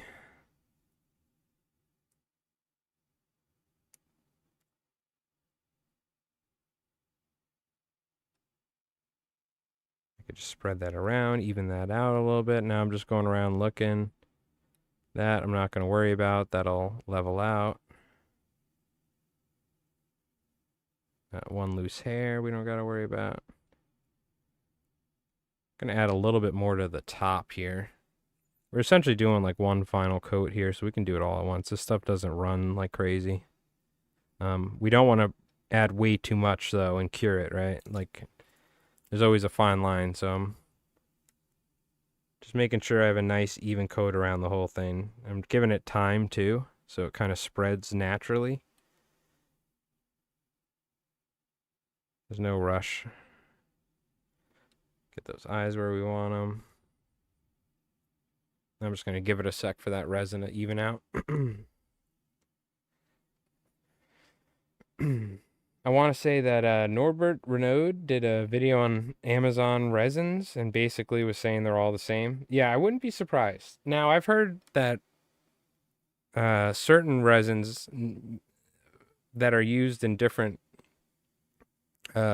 ways, like surfboard resin, fly tying resin versus nail polish resin. I've heard that there's different spectrums of light, and their resins react to different spectrums, and even different brands of resin might cure differently to different lights. But I don't know about like whether or not, you know, there's a lot of difference between a lot of different resins. I will say this, we've talked about this, that I've had, now this could just be a bad batch, but I started using loon resin, okay? And the first ever 50 surf candies I ever tied for saltwaterflies.com, that bottle, it was like a bottle, or I think it was just the one bottle that I used. All the flies turned extremely yellow. Almost like if you take an epoxy fly, throw it on the dash for 2 years in the sun. To where I had to retie all the flies. So that was specifically with the loon resin. And what I found is when certain resins overheat, they have a tendency to turn yellow. If you sit here with a light and hold the light underneath here for 5 minutes and not move it, you're going to heat the resin up so high that it'll actually turn yellow. Now, certain resins have less of a tendency to do that. And I've found that Solar Ease or Solar Res, which I've used for my now entire like professional career, I switched to that, tried that after the loon, and I haven't had any issues. Every once in a while, some flies may turn a little yellow if I really hit it with the light too long, like really too long. So I will say, I think there is a difference in quality of certain resins, but you know, whether there's other brands out there that are cheap that work just as well as Solar Ease, you know, and there's like a million like them that are all different, but they're all the same thing. I'm not certain, but that being said, these things are like $40 locally for a bottle this size. It used to be you'd get the double size bottle for like 30 something bucks online. Then they changed it. And now these 2-ounce bottles are like 40 bucks locally. I think they're like, I want to say it's a little cheaper from their website, but I used to get the 4-ounce bottles, the massive bottles for like, I want to say like 30 something bucks or something. When I first started, it's gotten so expensive. So it might be worth looking into, honestly. You know what I mean? So let me know. Maybe we'll do a, you know, that might be a great YouTube video, is buying, what do you call it? Cheap resin and comparing it to nice resin like Solar Ease or Solar Res. You know what I mean? Can't say anything bad about it. Ain't much difference. Dries as good as the expensive brands. Yeah, that's the thing. There might be a good one out there that's cheap. You know, they pretty much like figured it out or just copied like a good formula or something because they have quite different copyright laws with like Chinese. What do you call it? Copyright laws. I wouldn't be surprised too. A lot of the resin's just made in the same place. Yeah, that might be an interesting try. Just like let me know what brand you would go with off Amazon or you tried, and I'll pick up a bottle and I'll like do a video where I tie deceivers, tie candies, different things like that, and I use like a Solar Ease and I use an Amazon bottle and we test it out. It means I'll never get sponsored by Solar Ease, but that's right. If they haven't hit me up at this point, you know what I mean? They're missing out. So. You know how much Solar Ease I probably sold over the years from people watching my stream and like videos? Oh, God. But there we go right there. So look, this is a flex candy right here. Flexible, squishy, nice and dry too. This stuff dries really nicely. It's like never sticky or anything like that. I did hit it with the light for a while because I was ranting, but I like testing it too to see if it like cracks or like falls apart, but it's holding up. So, I mean, check out the profile on this too. Like normally if you'd fish a candy this big, it would be so heavy, right? It would be heavy. It would be hard to cast. You hit the side of the boat, it would probably crack in half just from the amount of resin on it. But there's literally a gap of air back here. Look. There's a gap of ram's wool on the inside, which is very buoyant. You know what I mean? Or not buoyant, but necessarily takes up a lot of space. So you get this like foamy feel to it. So it's pretty nice. I'm actually going to go with a little bit of resin right in the back by the bend. I mean, where the hook bends, though. All right, let's tie one more of these, and then I'll be done for the night. I got to get back to work. Let's go with a little bit back there. This one will go, I'll probably go with a smaller hook. This 2-odd's pretty big. Oh, we'll use the 2-odd. I'll just shorten the size.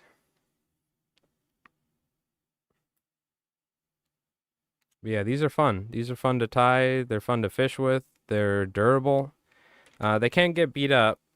I feel like with bass, I've had these get destroyed pretty easy, but with the Albies, they're not the worst. So,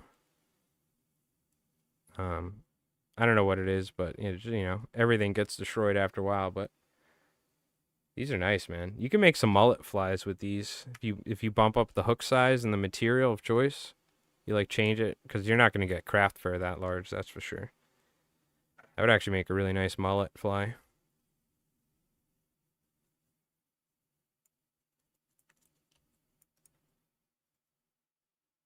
Okay, so same deal. We're going to use some ram's wool. I think you just need any sort of material that's kind of has the same quality. You know what I mean? I'm sure there's synthetics like that kinky, whatever the stuff we were talking about that Gunner was using as a substitute to ram's wool for his pop lips.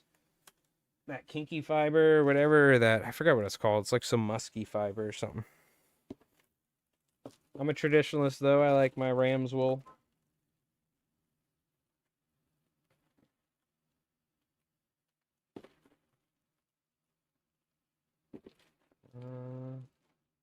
Looks like I really only have yellow or red, so. I mean yellow or white. So I guess let's just use white this time, mix it up. The Strun Fuzzy Fiber, that's what it's called. Thank you, thank you. There's just too many synthetic fibers out there nowadays. That means we got to come up with our own synthetic fiber imported from China. The Slinky Kinky Fuzzy Fiber patch. I don't know why my voice cracked so hard there, but you can tell I haven't streamed for like a week or so because my voice isn't used to it. Just combined all the names. Fuzzy, Kinky, Slinky, Fiber, Hair, Super Duper.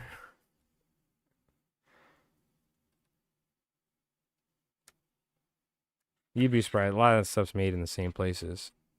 It's they just request it to be maybe have a slightly different consistency or something. It's one of the reasons why you could find like what was the name of that place? Fly Tires Dungeon.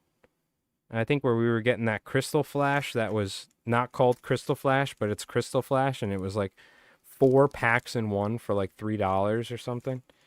I want to say that's what it was. It Fly Tires Dungeon?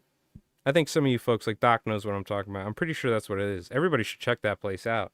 That was like a hidden treasure, that place.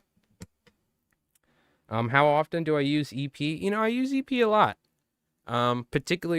Particularly with making heads.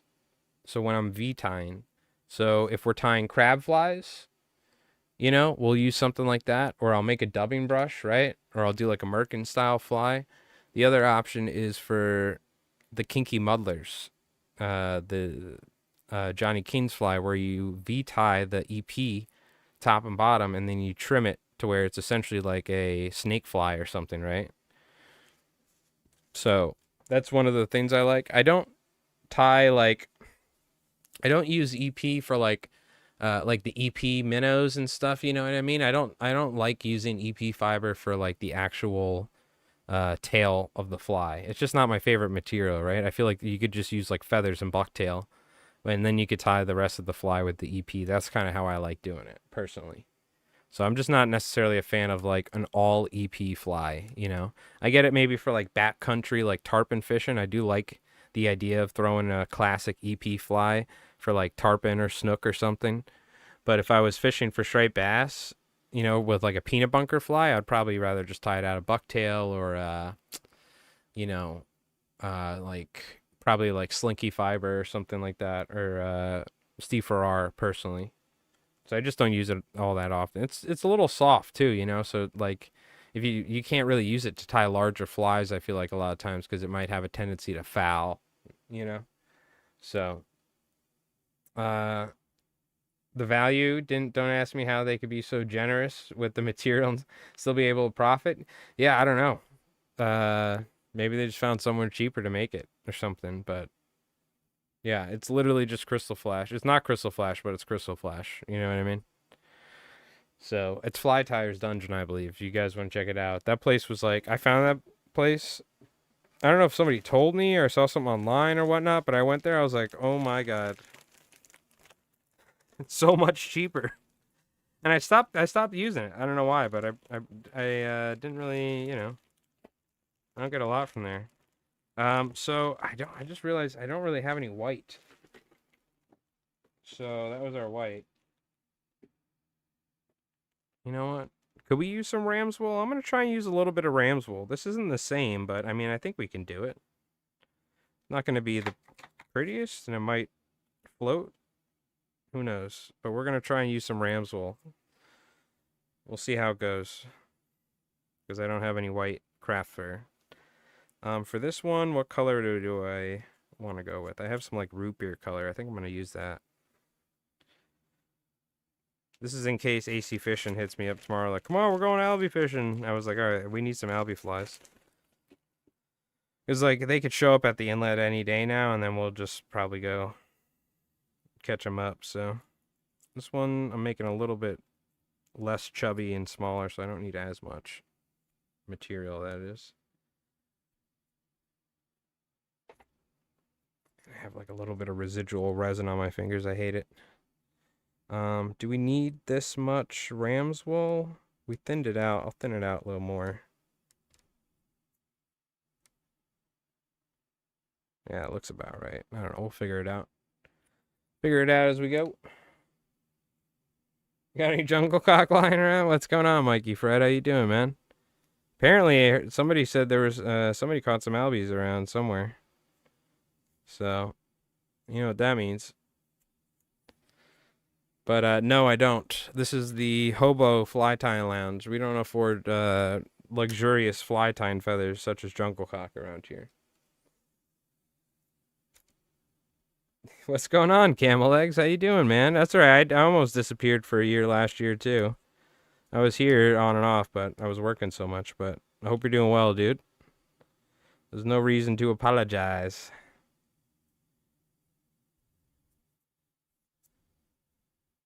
Gotta retie that. I don't know why that didn't want to work, but it's alright. I'm not gonna argue with it.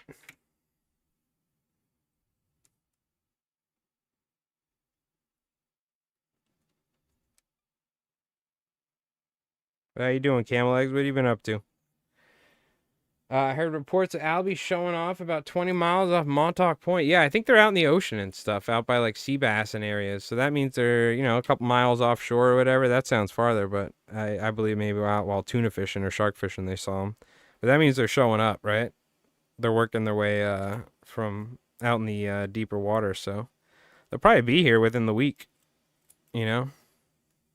Usually it's the first or second week of September, so they're a little bit earlier, but we've gotten some nice cold water, so. Oh my God. No, I'm sorry to hear that, Cam. Like, Jesus. It sounds like you're better off, all right? It sounds like she should go to jail if that's the case. Oh my God. But yeah. Okay. So you've been doing some stuff, sounds like. Well, hopefully you're past all that BS. Let's trim this. That's where you've been. Okay, gotcha. Yeah, busy, to say the least. I gotcha. Well, hopefully everything's better now. I'm sure it is after that. Whether you know it or not, you're better off, so. Alright. We got some brown here. We got some white for the belly. Let's go a little bit of tan on top because that ram's wool is going to outweigh it in terms of its effect on the fly. It's just the way the material is. It's going to catch the water and stuff, so a little bit more material on top to help bright it up.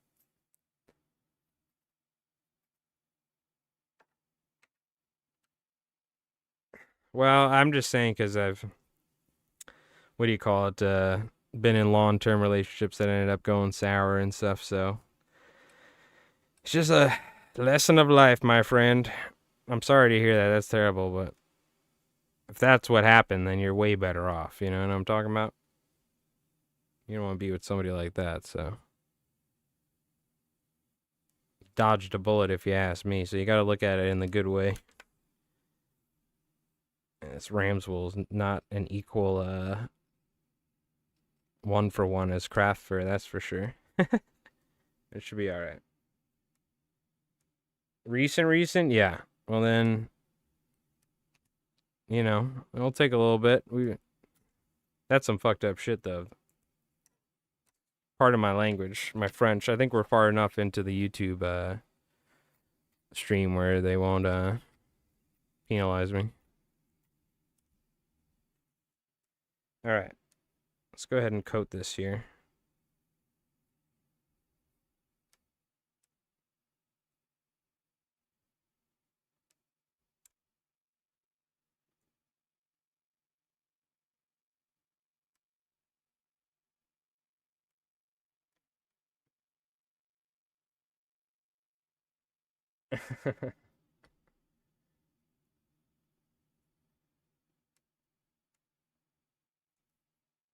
Yeah, in game. What do you guys? Oh my God, you better. You causing trouble over here, Mikey Fred? Huh? We don't see you in forever. You're over here just making people swim with the fishes off Montauk Point. Oh, good. How you been, Mike? What you been up to? Hope everything's been good. Maybe we'll see you out there this year or somewhere out here. You're gonna be fishing out in Montauk, right? Yeah, if that look, camel eggs, if that's legit what happened, then you need to definitely do what Craggle was saying, report it to the authorities if that's the case. For anybody wondering on YouTube, it's nothing, but let's just say it's something. Camel Egg's fiance apparently left him for someone much younger, so. But we don't got to go into all that. But you should, if that is what happened, you should Report her to the authorities. I was trying to go for the Cartman style, but I'm trying to get this Crafter and the Ramswell. The Ramswell is a little tricky. A little tricky for something like this. I want to see if I can just like, here we go. Just hit it with like very basic amount of resin. Just keep it in control. This craft fur is going to go all over the place.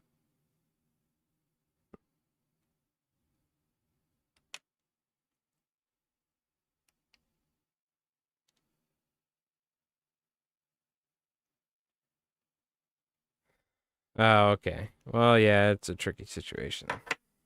Mostly fish and marichis, blues and fluke. Okay, okay. That's good, that's good. Yeah, the fluke fishing was apparently pretty good this year. Even in the bay, there were some pretty nice sized fish they were catching out in the bay. So that's good to hear.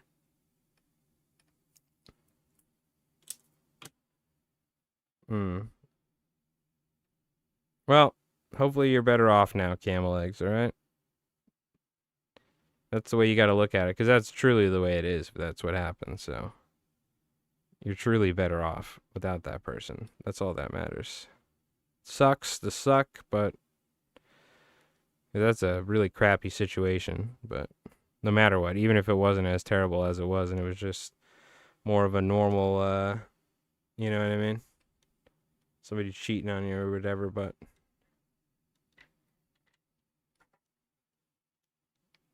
if that's the case, then you're clearly better off without that person if they don't care about you. That's just that's the classic lesson in general. You know what I mean? Hell, I stopped dealing. I'm single and I love it. Sitting here talking to my camera, transporting through the web, talking to people all over the world about fly tying. I don't need to worry about nothing.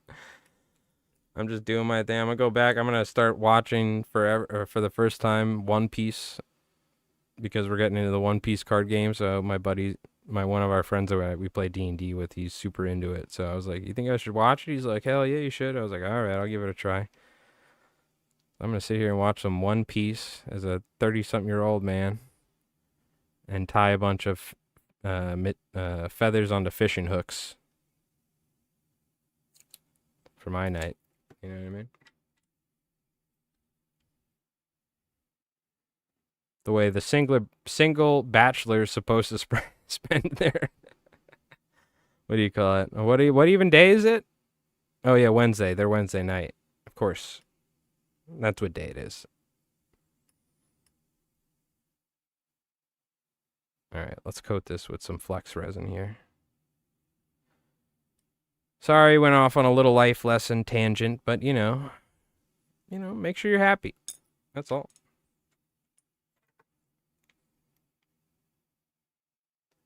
That's the lesson.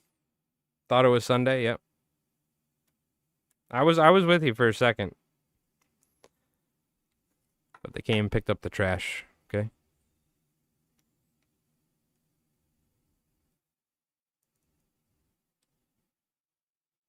This ain't looking too bad. I just realized we didn't even put flash in these flex flies. You don't even need it. Who needs flash when you have hollow tied flex candies? You know what I mean? The other day is listen, dude, I'm getting much closer to my mid-30s nowadays. Not that far off, and the time goes by much quicker. So I can't even imagine when I'm in my 50s or 60s. But where did the past 5 months go? You know what I mean? Where did the summer go? Like it's already fall. It's officially fall. Like it was like 50 something degrees last night. Wearing a sweater. Getting like the snivels. You know what I mean? It felt like it was just like June yesterday. Like there's a wizard, like a chronomancer wizard that's playing tricks on me and taking my time away. The older I get. I just played D&D yesterday. I was at my buddy's house. So you're going to hear some wizard references probably or something. Picture some like wizard up in a tower like stealing my time to grow his powers. Mm-hmm. Oh, it'll be September before you know it. I mean, look, the Albies are here. Yes, sir. But that's all right.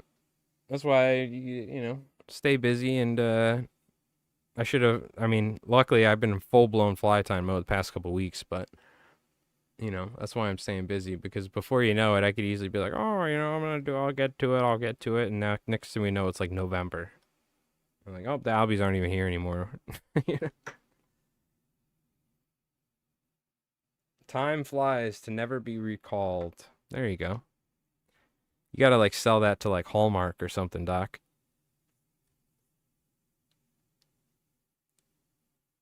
Put that on a card or something. Let's go with a little bit more on the belly here. Get a nice coat. I don't want this thing to fall apart.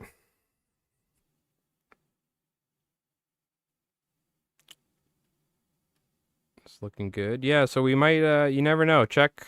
Unfortunately, I can only stream live fishing to Twitch at the moment just to do how streaming works and with my phone because I've been doing that for years. But I would love to like multi-stream to both platforms one day, but we would need like a serious equipment. But we'll probably every once in a while we do some fishing streams, particularly during the fall. So if I end up going out on my buddy's boat or something, we might go live one of these days here for some Alby fishing out in the ocean or something soon.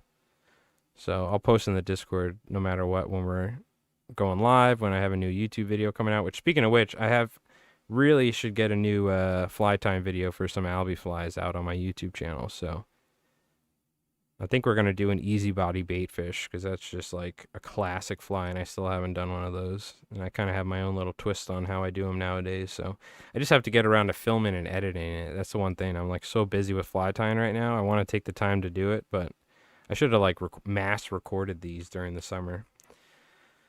But that damn chronomancer wizard stole all my time this summer. I don't know where it went.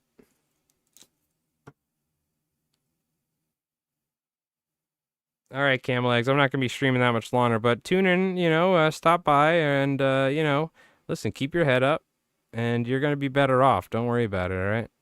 I know it sucks, but you're 100% better off to be without somebody like that that would treat you like that. So just remember that. You know what I mean? You gotta put yourself first. You know what I mean? Make sure you're happy, so you'll be all right. Stay busy, you know what I'm talking about? Don't get hung up on BS. Make sure you're doing something productive to keep your self occupied. If you ever got something bugging you, seriously, obviously. But keep your head up, dude. We'll see you around, all right? We'll be streaming. I'm actually gonna go probably make some food after this. I'm starving. But there you go, a couple flex candies. I hope everybody enjoyed. We tied, what is it, 3-4 Alby hose. We tied a couple crease flies, a couple flex candies. So what really is nice, you take angel hair and you blend the angel hair inside of where you tie the craft fur. So you tie your craft fur on, facing forward first, and on the inside you tie angel hair, right? And then when you fold it back, that angel hair is layered nicely 360 degrees around on the inside of that craft fur. So that's what I would normally do. We were just getting sidetracked and we were chit-chatting the whole time. So I didn't end up putting any flash in here, but you don't necessarily need the flash for it to catch fish, obviously, right? It's just a thing that we love doing just to make the fly look that much fancy for us, the fisher. But there we go. Some fun flies. Some flex flies, some Alby hose. This one came out really well. I like the size of this one. This would probably make like a killer teaser behind like a giant, in front of a giant plug on the North Shore. But all right. Well, I appreciate it. Hope you folks have an awesome day. Thank you so much for spending some time with us. You've been staring at my Cheech and Chong shirt the whole time. By the way, hi chat. Hope you guys are doing well. We'll be streaming on Friday, of course. what do you call it? Next, not this Friday, but the next is the Friday fly giveaway. So I got to go out and ship everything to everybody before that. We have international to Banana and Doc, and then a couple here in the U.S. that I'll ship out in envelopes. So then we'll be good to go. So, but yeah, I appreciate everybody hanging out. And we were figuring out too. I was like last month we did one giveaway on YouTube. I'm gonna be honest with you. I don't know. I don't know if you're allowed to do that while you're streaming on Twitch. Twitch has some crazy rules when it comes to like we didn't even know it. Like I didn't do it on the screen, so you gotta have to be careful with how you do that stuff. So I'm thinking we might do something via a actual YouTube video. But then I'm also worried about bots on YouTube. So I'm worried about but I don't think we were at that level on the size of the YouTube channel where you got to worry about that. But so I'm gonna figure that out. I'm thinking maybe for our YouTube giveaway, it'll be for the YouTube giveaway it'll be via video. So probably maybe on the next video or something like that. I need to figure it out, but so as long as we don't have any issues with bots or something on the YouTube comments, and we could do it like that as well. I have to figure out. Then I have to have the person reach out to me though, because there's no messaging and stuff. So that's all right though. But I'll figure it out. But we do have that Friday flight giveaway coming up on the 30th, I think it is. So, anyways, thank you so much for hanging out, Doc, Craggerroll. Appreciate it. Everybody tuning in on Twitch. Everybody tuning in on YouTube. Again, Tony, Joe, Dennis, thank you so much. I hope you folks have an awesome night. Hey, Jim. How you doing, man? I hope everything's going good over there. Maybe you guys are starting to see some signs of the fall run. I know you guys start, you're usually a little bit later than us, but you're pretty much in line. But apparently some Albies are showing up or something. Who knows? But all right. You take it easy, chat. You have an awesome night. I'll see you guys, and we'll be streaming on Friday, all right? You never know. It might be a random Alby stream one of these days, so. Raid Shook, he's fly fishing? Oh, hell yeah, let's do it. Is he actually fly fishing? That's crazy, bro. I gotta watch that. So give me a second here. Let me see. It's been a while since I've done this. The new rating system is like so weird to me, but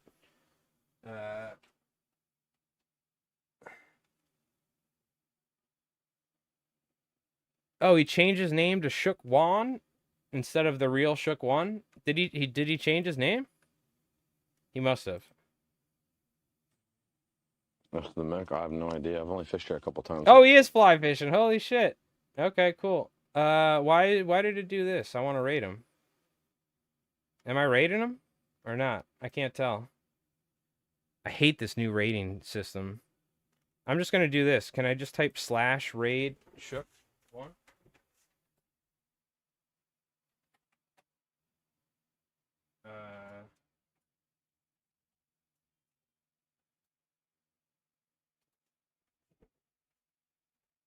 Does this work? Invalid username? Was that not it? Hold on. I hate this new way that you can rate on so dumb on the dashboard. I just don't like it. So do I need to do that? Sorry, folks. For any of you folks on YouTube, this isn't relevant for what you guys are doing. We're rating somebody on Twitch. Okay, I could either click on his name or like how do I click? I want to rate him. So why is this? Oh, start raid down here. Ready to raid. It brings me directly to his channel. Anyways, I'll see you folks. You take it easy. If you guys on YouTube want to check out on Twitch, Shook Wan. It's spelled SHOOKWON.